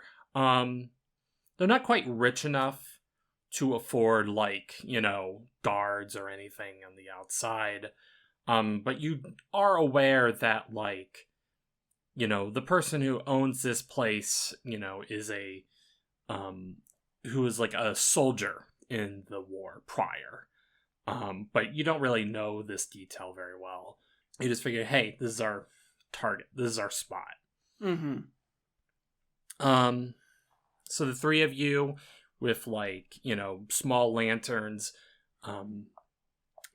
you are in front of the house. What do you do? I think since we're suspecting that no one's home, we just, we do our typical thing of, just going through the front door even. Just, lockpicking it and opening it wide. And yeah, once it's open, we're probably going to spread out and see what we can find. Okay, so you are in the you open it without much resistance, but you're still sure to keep it quiet. Your instinct kind of gets the better of you. You're like, well, even though we don't think anybody's around, we don't need anybody in the immediate vicinity to hear us mucking about. Mm-hmm. So Crow and Albatross, they like spread around the manor. They try to kind of move around and see if you can find the weapon. So what is something about this house that immediately strikes you as odd? It's a lot fancier on the inside than it was on the outside. Like, there's something about it that feels like it's a place of importance when we figured it was just a rich person's house. You decide to like explore the lower levels. You have your lantern in hand and you are moving about, and you find a sort of like lead to like a cellar area. Mm-hmm. You go in, and in front of you, you find like, this is a pretty typical cellar. You find, various trinkets, but it's mostly, turns out this thing is mostly used for food storage. You see, bales of like various like grains, bags of rice, things like that. Mm-hmm. And you figure, this whole thing, down here, it's like, well, you figure it's a wash, but like something catches your attention. What is it? You said I'm in the basement, right? Yes, you are currently in the basement. Seemingly mundane, but there's something out of the corner of your eye that catches you off guard. There's a box there that looks like they put in the effort to make it look the same as all the other boxes, but something about it looks cleaner and more used than all the others. Like, the area around it has been disrupted more than a few times. So you move it around and you find this box, crack open the lock, and inside, like draped in this like deep purple cloth, you figure, you take a look at the blade and it's still sheathed, and it is, well, it's a lotus petal. And you immediately, you figure this out. It's like, oh, okay, this is where it was kept, right? Here's this. And so you find a way to like, you take like basically a large cloth and wrap it around the box and strap it to your back. When suddenly behind you, a figure approaches you. You hear the footsteps, and you know for a fact it is not Crow or Albatross. Someone else is in this basement with you. And what I need you to do, you're going to roll on the emotion matrix. So that would be a result of 16.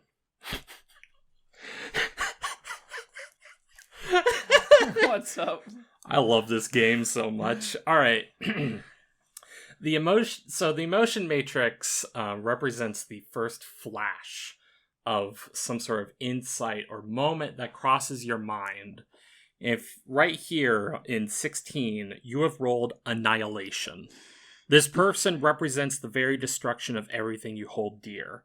Will you be destroyed, or will a new greater world rise from the ashes of the old? Why is annihilation on your mind as you whip around and face the figure behind you?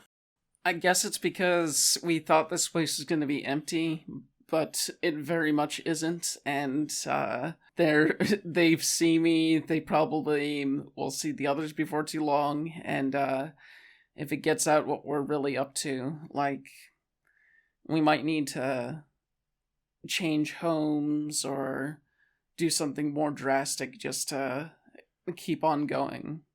And why is this person, like, inspiring that? Is, like, it's more than just, like, oh, this is a random person, right? Because, you've been spotted on a job before, but most of the time you just run off with the goods.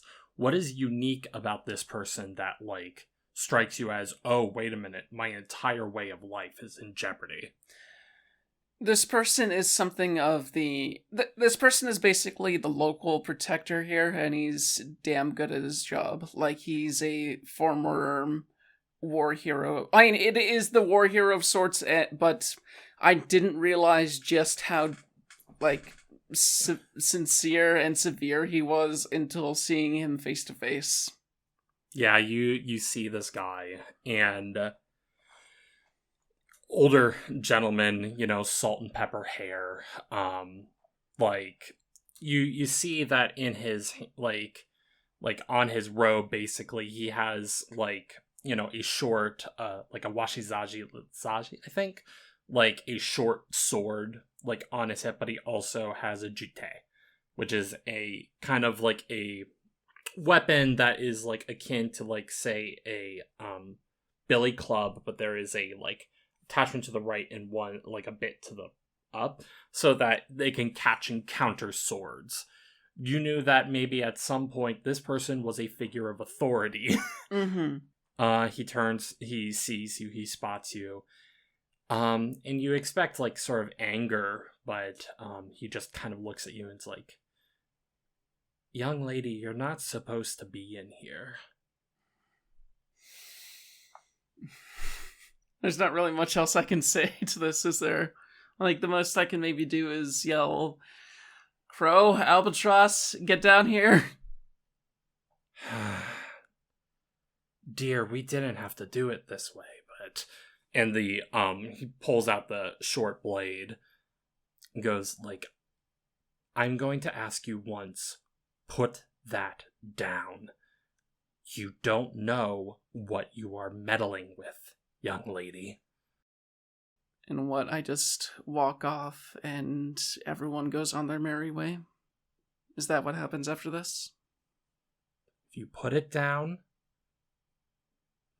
and say you haven't seen that, I see no reason to pursue you. But if you do not put that back, the like little light, the peers of like moonlight are glimmering off of the edge of like the short blade.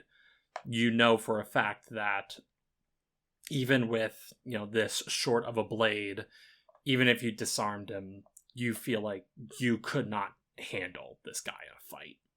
Okay, I think what I do here is that I heed his words and put it down, but, like, I imagine my two compatriots aren't going to see it the same way once they get here.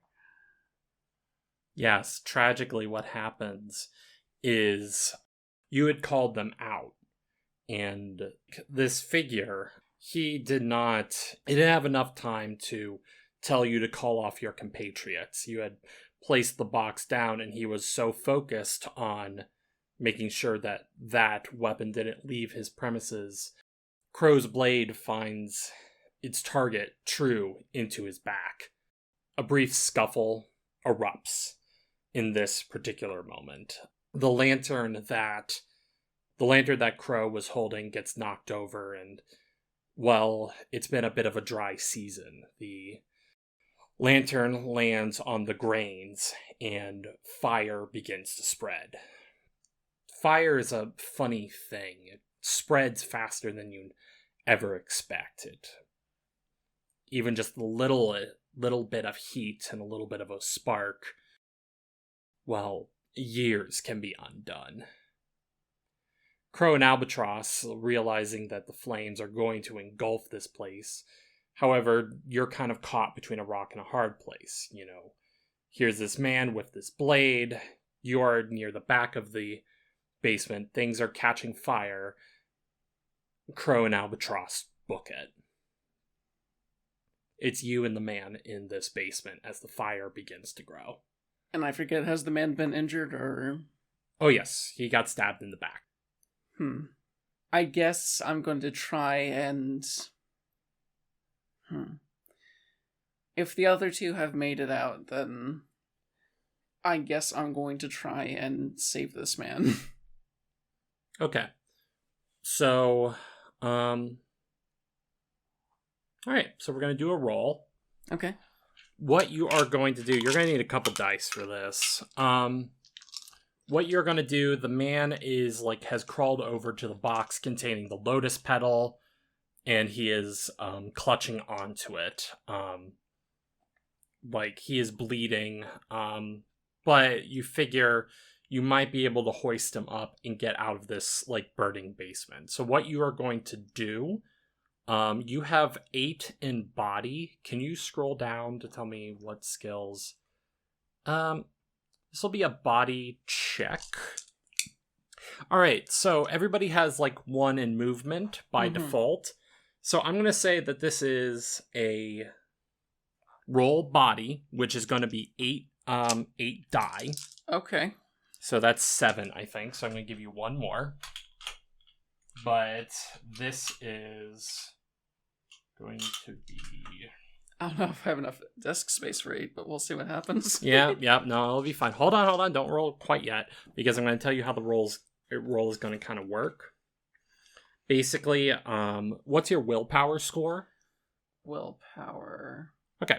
By default, you have 1. Okay. All right. So this is going to be a will check, and the reason I'm saying that is that you're using your body to move this man, but it is your force of will trying to resist, the flames and the difficulty of the scenario. So for every 1 that shows up on these die is going to count as a success. So you want to roll low, actually. Okay. So you're going to roll 8 die and tell me what the result is. Actually, let's see. Roll it on the table. It'll be just fucked up audio, but that's fine. Right. Okay. 1, 1, 6, 4, 2, 2, 4, 2. Okay, so you got 2 successes. So in this moment, I imagine that you as a thief, you had your tools, you had your things, you had a small thing of gold, things that you would keep with you to assist in this type of job. And you drop it all. You let go of all of that. You grab this man who is still holding on to this box, and you manage to just... You're princess carrying this older man, but it's fine. You burst from the basement, carrying him in your arms. His breathing is rather heavy, and the flames are starting to spread for the rest of the house. You know that there are no other, voices. You figure this man was the only one in the house, so you carry him out and you place him on the ground. The house, the manor in of itself, is starting to become engulfed in flame. The light of it, the orange flickering lights, casting a long shadow. But this man is still dying. He is not as strong as he used to be, but a particular stab in the back, that's hard to come back from. He coughs up a little blood. Says, you didn't have to do that. I did, though. I couldn't sit there and watch you die. I had to do whatever I could to get you out. Young lady, you don't need this life. Not anymore. But my time is, dwindling. He actually goes ahead and he hands you the box with the blade in it. But then he beckons you to come closer. He tells you do not just get rid of this. It only brings misery. Use it somehow, sell it, something. But get away from this life. You can change. The light is beginning to fade from his eyes. I will, old man. I swear to you that I will. My name is an old man, but you can remember me as Hibiki. Now, go. Get as far away from this place as you can. And the light that was in his eyes, the life that he had led, the memories clearly flood his mind, but soon that light fades away.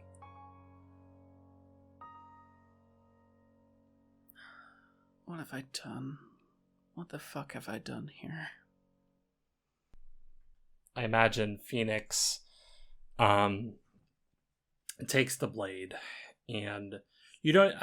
My interpretation is that, you know, Phoenix like doesn't even look inside the box. You know, like you're just right. You got to get rid of it, right? You know, she reflects on like how many lives have been lost, how many people have she hurt before. And so you find a local lord, a lord by the name of Lord Torah. He gladly takes the blade. He undersells you a little bit on how much it's worth, but it's enough for you to get away. And so at this point, I believe like Phoenix decides to run off to find like a monastery. Pretty much, yeah. I was thinking, like, she ends up using the money to travel over to this monastery, and what she has left of it, she ends up giving to the monastery herself, and abandoning pretty much everything for the sake of focusing on this new path of hers. Right. And so at this point, Phoenix the thief was no longer. Phoenix lives, her life for a year or two, learning from these monks, learning in the ways that are, more pious. But something gets your attention. You hear about something going on in the capital city of Do. What do you think draws Phoenix to the capital city? I travel over to the city in order to raise funds for the monastery, and as the newer members are wont to do, I imagine.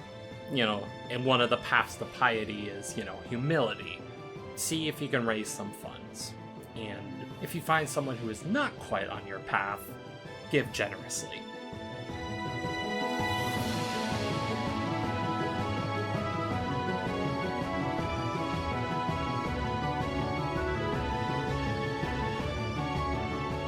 Hoping to leave her previous life behind, Rising Phoenix travels to Do.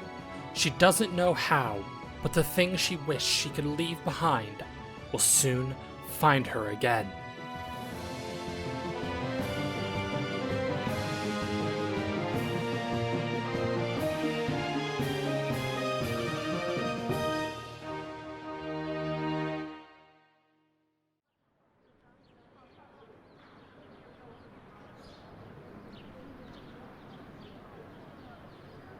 And now, our story is in the present. The thief, the collector, and the assassin are now in the capital city, and their fates will begin to intertwine. So it is, it's about midday.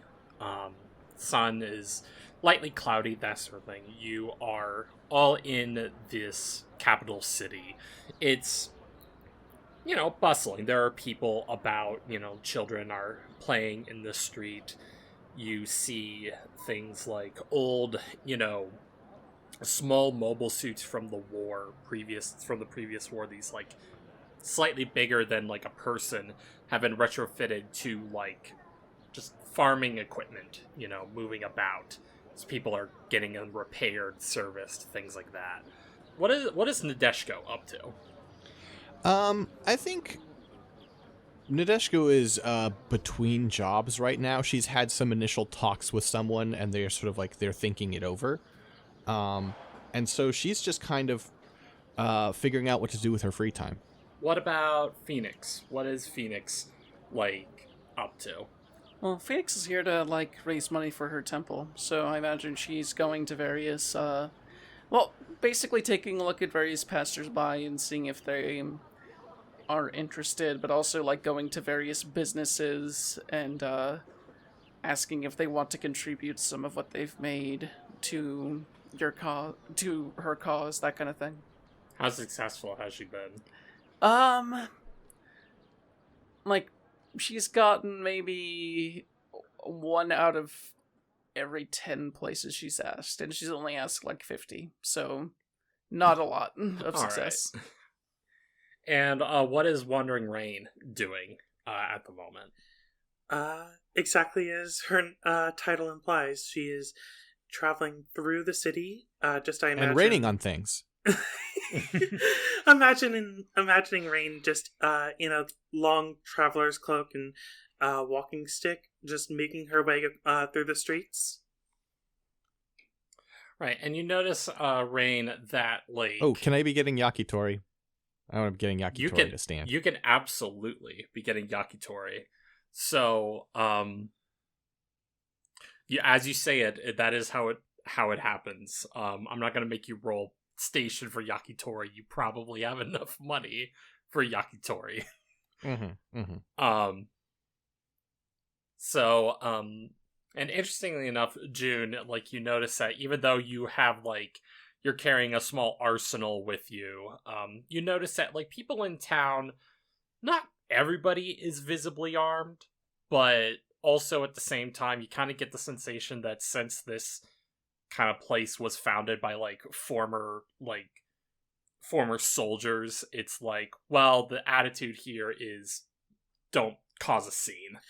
I imagine that as, like, she travels, Rain, like, covers all of her weapons. Not even just for, like, keeping them secret, but just, like, making sure that the elements don't get to them and stuff.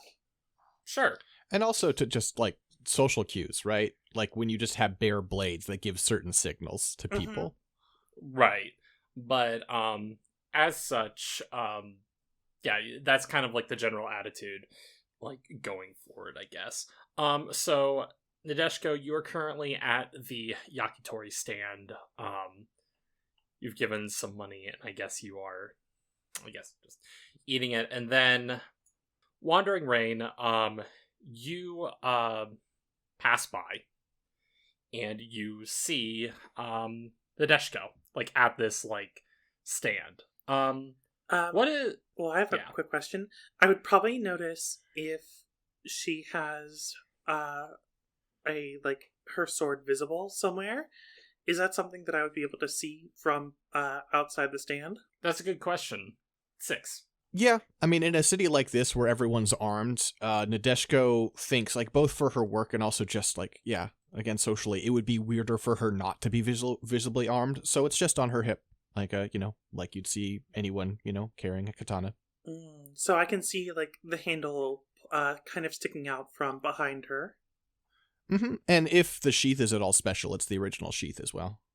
Scabbard, whatever. Yeah. Is there anything that has changed about, like, is there anything, like, visually, like, interesting about the sword and how it looks? I don't know much about what your character uses it for, but I'm aware that it has some sort of ability. I mean, I think the main thing is the handle does look pretty weird. There is, like... It is, like, pink cloth, and it's not like, how, like, katana does have that cloth that's sort of tied in that way and sort of makes those little diamonds. Mm-hmm.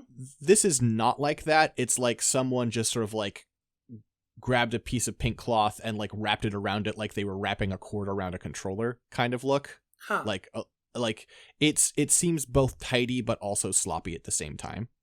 And if nothing else, I think for being a weapon collector, you don't know immediately that this is a lotus petal, but you do get the sensation of, like, this is, like, kind of an ornate weapon for just for somebody to be walking around with. And I think that's kind of the first thing that catches your eye, Rain, as you, approach. Yeah, so I might be curious about just finding out, like, maybe this person has connections to someone with more, like, elaborate weapons and might know where a petal is located. Should I roll for, like, my reaction to Nadeshko? Sure. Yeah. Make an emotion matrix roll when you approach the stand and you're both like, I'm gonna say for now, let's just have Wandering Rain roll an emotion matrix roll. I just want to see what like Rain's initial reaction to Nadeshko is. And as a reminder, it's a 2d6, and you tell me the 10s and 1s place. That's a 22. So 22. They hate you. Oh, so you don't... I'm imagining that Nadeshko hates me. Yes. Wandering Rain sees this person and thinks the first flash of insight you have is that this person, like as it's written in the book, you don't know why, but you constantly feel this person's animosity towards you. This person will never forgive you. Perhaps you do know the reason why, and you want to heal the rift, or perhaps the feeling is mutual. So you like, what kind of like causes like Rain to kind of have this reaction? I mean, this has to be like Nadeshko just like gives Rain a sideways glance at one point, and Rain completely misreads it. Like, like that was just like some like glare that I just got. Like and she's going to approach anyway, but like she's going to go forward, knowing that like, oh, this person just does not want me here. And I think it was sort of a misread and sort of not. Nadeshko doesn't really like anyone, and so there's a little bit of that, but also glancing at this person adorned with weapons who starts moving towards them with interest in their eyes is immediately like, oh, great. This is going to be a fucking pain in the ass. So I think that with all the like clinking of like metal in her bag, she's going to like take a seat next to Nadeshko and say, hey, fellow traveler, what is your what brings you to this part of town? Business. Well. Also, okay, real quick, I want everybody to pull up a quick notepad, or something that you can keep a note of. I want you to all to start thinking about distributing Aiki to everybody. Real quick, the mechanic in this game is whenever somebody does something interesting, or says something funny, or anything really, if you want to reward another player with Aiki, you can do that. And the Aiki can be used for dice rolls and other things, but for now, it's just stuff that you can freely distribute. Don't worry about how much you give. Just remember, you give one at a time. One per so for scene, now, or one per like little thing? Just anything that kind of comes to mind. Think of it as like, remember, the basis of this game is kabuki theater, and whenever you see an actor do something you like, you're supposed to throw coins on the stage. So in this case, I am throwing 1 Aiki. Well, thank you. I will note it. Yes, note that. And remember, these Aiki can be spent for other purposes, and everybody has the ability to give Aiki. Okay, so Rain is going to like maybe rethink her strategy. Like, so I noticed that you have a really interesting sword. I'm a weapon collector. Do you want to? Would you mind sharing where you got such a weapon? I think there's a beat. And then Nadeshko says yes. Yes, you mind? Would mind. Or yes? Okay. Turns attention back to Yakitori. Do you mind if I at least take a look at it? You can see Nadeshko doing the mental math of will this make this person leave faster, and then puts the yakitori in her mouth like a cat, skewer and all, just sort of holding it there. Plucks the sword in the sheath out of the loop where it's being held, and offers it up. And I think also at the same time, like, Rain would notice this because you have trained eyes, but Nadeshko is trying to be subtle. Nadeshko's handing over their primary weapon to a person who has a lot of weapons. So basically the second she hands it over, she pulls a knife. And it's just keeping it, like, ready in case this is disarming her for a fight. Rain sees this and does not like kind of might jump a little just from her initial impression of Nadeshko, but still accepts the sword. And I don't know if I would get a feeling immediately on picking up the sword, but examining that handle more, when you said that you that the there was like a pink wrapping around the handle that like looked messy, was that because it was something that had been put there afterward that was kind of covering something else up? She's made no modifications to the sword. Okay, this is just how it was when she found it. Mm-hmm. Would you be okay with me saying that there was that it actually was covering something up, or Sure, that's fine.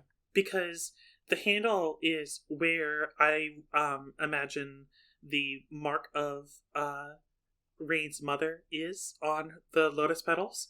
So Rain would be like trying to covertly like unravel some of the handle, some of the winding around the handle to try to find that mark. And I'm imagining that she's going to see it. Sure, yeah, I would imagine so. Out of curiosity, what is Rain's like kind of visible reaction to this? I think that she was covertly like looking through this, like unraveling this to begin with. Then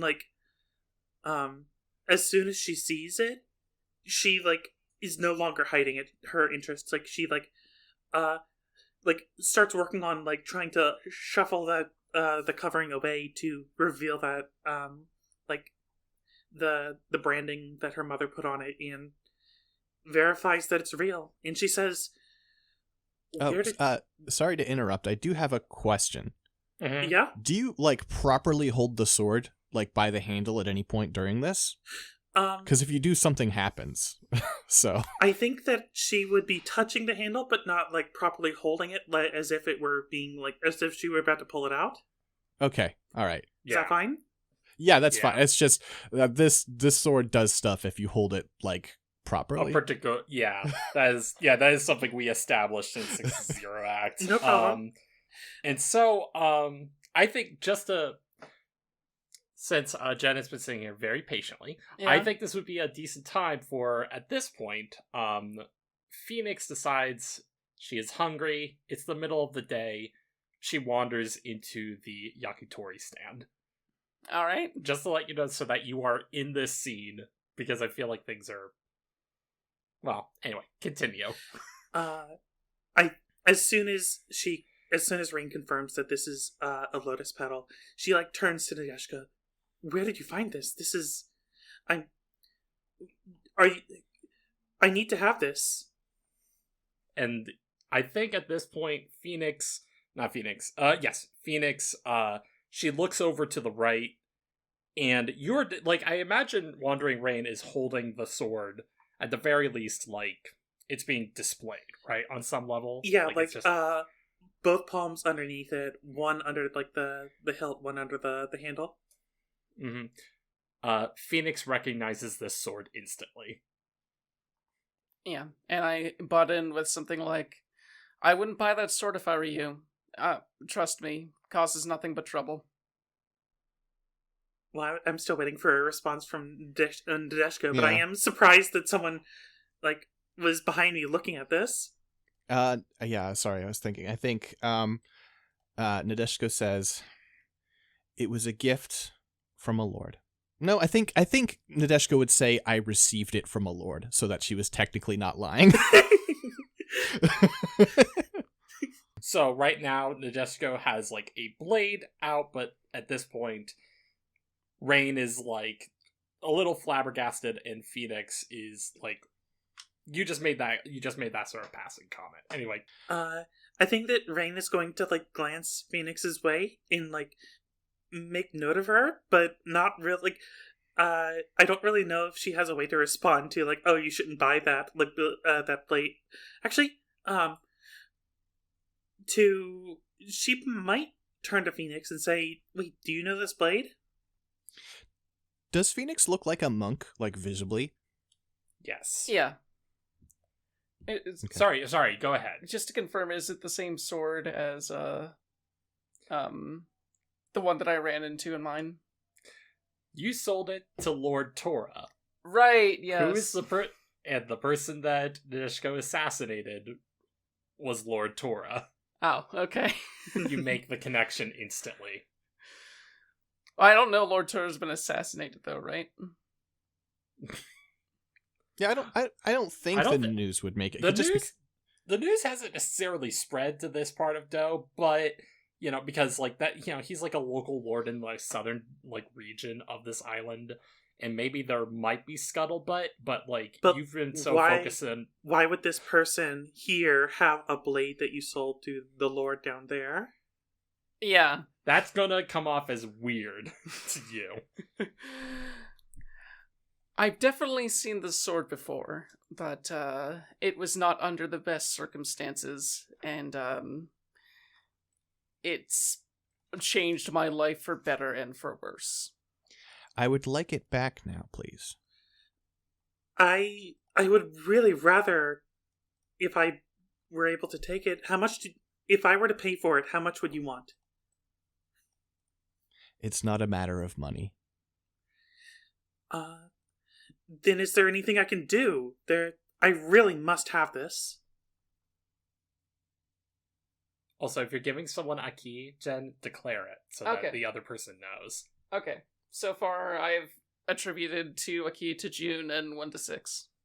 Okay, so that's what so declare whenever you give a key to another player so that they can keep track of it. Okay. So you've given June 2 at this point. I've seen you take note of it. So June, you have 2 given to you by Jen. And 6, you have, I guess 2. I think I'll give you 1 here just for how uncomfortable you're making the desk. So go ahead and take another one from me, June. Thank you. Yeah. Keep going. There is PvP rules in here, just as a reminder. I think Nadeshko would say, if you were able to substitute what this sword does for me, possibly, but I suspect you cannot, and she starts reaching for it. I don't understand what you mean, and kind of out of habit, Rain's going to grab the blade as if to pull it out, but not actually make that motion, just kind of grabbing a sword nearby. Okay, I think this sounds like a skill check. So here's how PvP skill checks work. But doesn't it also sound like, she grabbed the sword by the handle. It does a thing. I'm curious what it actually does. So she's going to find out accidentally. Here's how. Okay. Jude, real quick, we're gonna take this step by step. Oh, sure. Jude, I want you to roll 3 emotion matrix rolls. Fuck. Okay. For grabbing the handle of this blade, I want you to tell me the 3 reactions that you get. I would also, with PvP roll, I would also like to take advantage of, no doubt, how overwhelming this is to put my knife to her throat, but we'll deal with that in a second. Understandable. We'll deal with that. We'll deal with that in a second. Let's see. Fair. So, Rain, tell me the 3 results that you get in any order. 52. Okay, 52. 25. 25, okay. 56. Alright, so the 3 results you got is strange interest, master, and admiration. Your mind becomes assaulted by just an overwhelming sense of emotion, right? Images fill your mind of that the sword in it of itself is making you remember the first moments in which you were learning the blade, right? And the feelings that you felt towards the various members of your own family and the people that looked after you, teaching you how to wield these things. And it's you realize that when you hold this blade, I think you got 56, right? Yeah, that was my last one. Yeah. So what happens, I think, here is that basically you are now like, for a brief moment, almost in a trance. Like you're holding onto this blade and you are like studying every detail and every moment. And in that momentary lapse, 6, I want you to make a skill roll for me that June is going to oppose, but is going to have like a pretty severe disadvantage over. So right now, like, to be clear, so Nadeshko is like going to pull the blade and put it at Wandering Rain's throat. And right? technically, if it makes a difference, she has had the blade out. So Yes, no, it's fine. I'm gonna let you have it. So what skills can I have y'all oppose? All right, here's what's gonna happen. Everybody has 1 dot in willpower.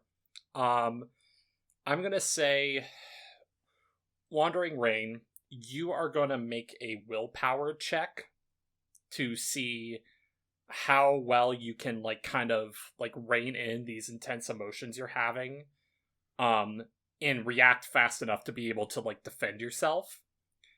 Nadeshko, you are going to roll for me a not body unarmed combat. I think it's like what, melee weapons? Yeah, like either melee weapon. Yeah, melee weapons. You're gonna roll agility melee weapons.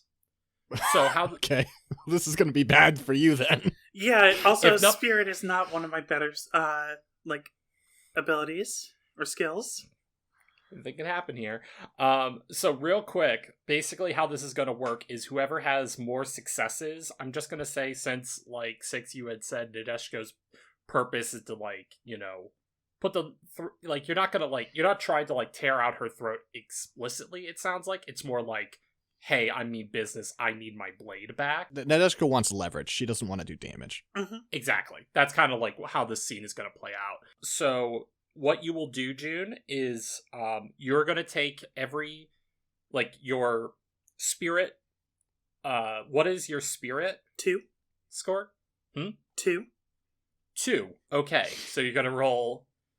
Wait a minute. Hold on. Spirit, like total? Like body, agility, senses, all that? Yeah, I gave myself 2. Okay. I don't have all right, anything so that low. You're gonna you're gonna roll. Know that was one of the one of the things I might want more of, but Well, you know what? This will make it interesting. You're gonna roll 2d6s and tell me how many successes you get. and with a Like- willpower of 1, I need You need 1, Or only lower. result of 1. only a result Well, of 1. Yeah, and 6. This is I we're roll gonna- 7 die, and anything 3 or lower is a success for me. Yes. This is what I do. Yeah. So just letting you know, June, Uh-huh. it's impossible for you to win this. I've got 4 successes. You don't have that many die. I have 0 successes. All right. So, June, what happens is, like, the blade is, like, overwhelming you. You, like, I would say briefly drop it, and, like, within a moment, faster than the blink of an eye, like, you feel the cold steel of Nadeshko's blade against your throat. I think that as she's dropping it, holding the blade gave her memories of like her time like learning and like training, and a lot of memories of her mother came up. So I think that she's just like there are tears like streaming down her face as you hold her blade point. Yeah, I think if you dropped it, I would just like to catch it. I had my own plans. Oh, Okay. let's hear it. Yes. Okay, let's hear it. What was your plan? I was thinking as it was getting dropped, I'm started like if Phoenix starts to get an idea of what might be happening here and is immediately like, this blade needs to fucking go, and like tries to dive under and almost kick it out of the way. Okay. Give me you're gonna do a skill check as well. Alright. I would say very quickly doing an action to like kick something away or whatever. I'm gonna say that is you're gonna roll your agility die with movement. Okay, so that's 5. So you have 5 agility die, but how many dots in movement do you have? Reminder, you have by default 1 in movement. So you're going to roll 5 die, and for every result of 1, you're going to tell me. I'm going to say, because, however, Nadeshko is between you, and also very intent on getting her weapon back. This is going to be a bit of a tough skill check. Oh, please don't drop my die. I'm sorry.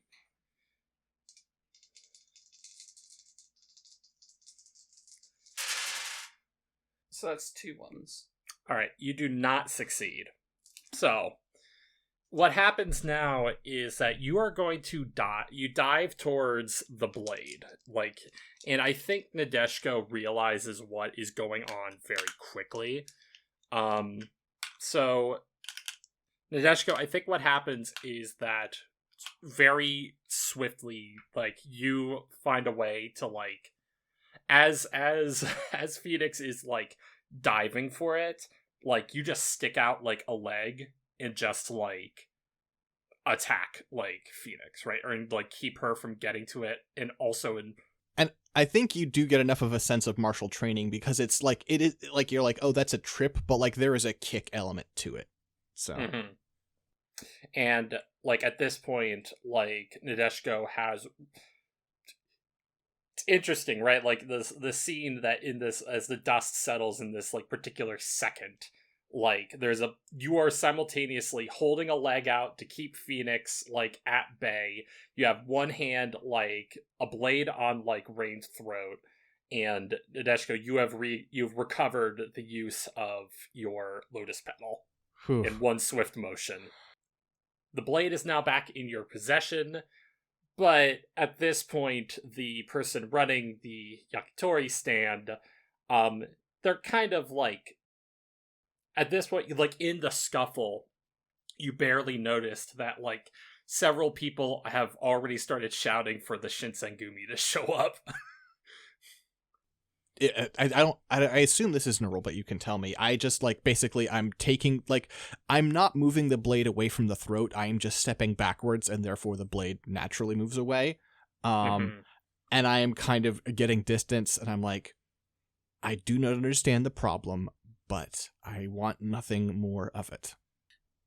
Rain is going to pull herself together and, moving away from the stand, going to step toward you again, wait, no, please don't go. I think at this point, you're the three of you are now currently in the middle of the street, and there are people realizing that there is a ruckus going on. It's okay, first there was the collector weirdo trying to steal my sword. Okay, that's a little strange. Then a monk tried to rob me, and this is getting weird. I think, given that the Shinsengumi are probably coming, we're going to tuck the knife away. That looks bad. And we're going to rely on the fact that I don't think they have any wanted posters of me. I'm sure that'll go well, because it would be worse in this situation to run, and I know I can escape a jail cell if I have to. So I think mostly, honestly, curiosity overcomes Nadeshko, and she looks down and she says, Daishi, what are you doing? It's an honorific for monks. Oh. Yeah, Phoenix, explain yourself a little. I saw that shit was going down, and I wanted it to stop as soon as possible. So, the fastest way of doing that is disarming someone. As you say, as a little bit of blood comes out your nose, because your nose isn't broken, but your pride certainly is. Because you kind of ate shit to Nadeshko's leg. I also like that she's saying this as Rain has tons of weapons in her bag compared to the one weapon that she was trying to take from Nadeshko. Right. By the way, you look like you're about to start a war over there. Is it normal for someone to just carry that many swords even if they're a sword seller? I think I'm going to give Jen an Ike for sword seller as though it were salt seller. That's Yeah. Give yourself an IQ. Okay. Rain is going to bow deeply to both of them and say, my name is Rain. I have been called the Wandering Rains. I am here looking for swords of that make. The lotus petals. My mother was the one who created them, and I want to destroy them. Can I roll Emotion Matrix? I think Nadeshko wants help but is drawing on the sword. Go for it. Okay, we can work with this. I got Deja Vu. Okay, that works perfectly. So Oh, I think can I? Since I'm getting it from the sword, it's Deja Vu because someone, basically, Nadeshko wouldn't understand this, but someone who is in the sword recognizes Rain. yeah, I love it. Roll with it. So I feel like, yeah, like this sense of, like, it is like deja vu, but it's stronger than that, right? Mm-hmm. Like, you're looking at Rain, you see this sort of like pleading look in her eye, and then you realize, like, wait a minute, you Nadeshko are having a hard time discerning, is this the emotion I'm feeling, or is there something else that's kind of like tapping, right? But it's all a mix, it's all like kind of like a slurry. But you realize that, like, if nothing else, like, Rain has a very direct, you have no reason not to believe her when she says that, oh, my mother created these blades, and you have no reason to think that she might have a way to lead to some kind of understanding. So what do you do with this? I think the stance relaxes a little bit, and Nadeshko says, I would be willing to discuss it. Thank you. I've been searching for so long. My goal at this point is to just collect them, much less figure out how to destroy them. But this is the first one I've found so far. So Phoenix, you're observing this at the moment. You see, like, these two are coming to a standstill. Like, what is your, like, reaction to this? Probably a big sigh of relief and kind of just scratching her hair a little bit, just being like, oh, thank God, this is winding down. I don't need to worry about disarming the situation anymore. I almost think that, like, I might try and start walking away, but something probably prevents me from doing that. I actually think that Rain would call out to you and ask, sorry, how would I refer to a monk around here? I mean, you can also use Daishi if you want. Daishi is like a pretty common term for like a very respectful term for a monk. Like, if you did have a respect for like Jen's character, you could say like monk, or not baldy, but like, something like that. Just sort of like, hey, hippie, right? Yeah. Like, if I were localizing this, it would be like, hey, you call him a hippie, right? But if you have like, if you like sort of like not admire their station, but like respect them, Daishi works just fine. So I think that she would call it, Daishi, I have a quick question. How did you come about this, or how did you find this blade? In another life, I had not such a noble life. It's rough to get into, but I was taking it from someone unwillingly, and it caused things to happen. Things that I wish I could forget, but they happened. So you wouldn't know any other place with blades like this? Fortunately, no. It was at a war hero's house, and I think you would bring up the name, I think you would bring up Hibiki. Like, Hibiki being the war hero. And I think even Hibiki was like a really respected person who had this blade. So I don't know. I don't know where to like necessarily take this, but like you mentioning that like is sort of like not necessarily a red flag, but I think Nadeshko and Rain would know that name. Okay. Yeah. Like, unless there are more heroes like Hibiki hoarding these things, I don't know where to find another one. Oh, I'm sure that that's a possibility. Like, these weapons were used during the previous war, that I would imagine that war heroes would have them. So what happens is, I think, like, Phoenix, you are trying so desperately to walk away from this, but you realize that, like, the Shinsengumi, like, are closing in. And you realize that, like, at this moment, like, people are going to start asking questions. Also, you are connected in some way to the death of Hibiki, a legendary war hero. You just kind of saying that out loud, like, it's not something that you want. Like, if a Shinsengumi, like, starts interrogating you and goes, like, why'd you get into this fight? That might cause you a problem, so maybe you realize a temporary alliance with these two would be fortuitous.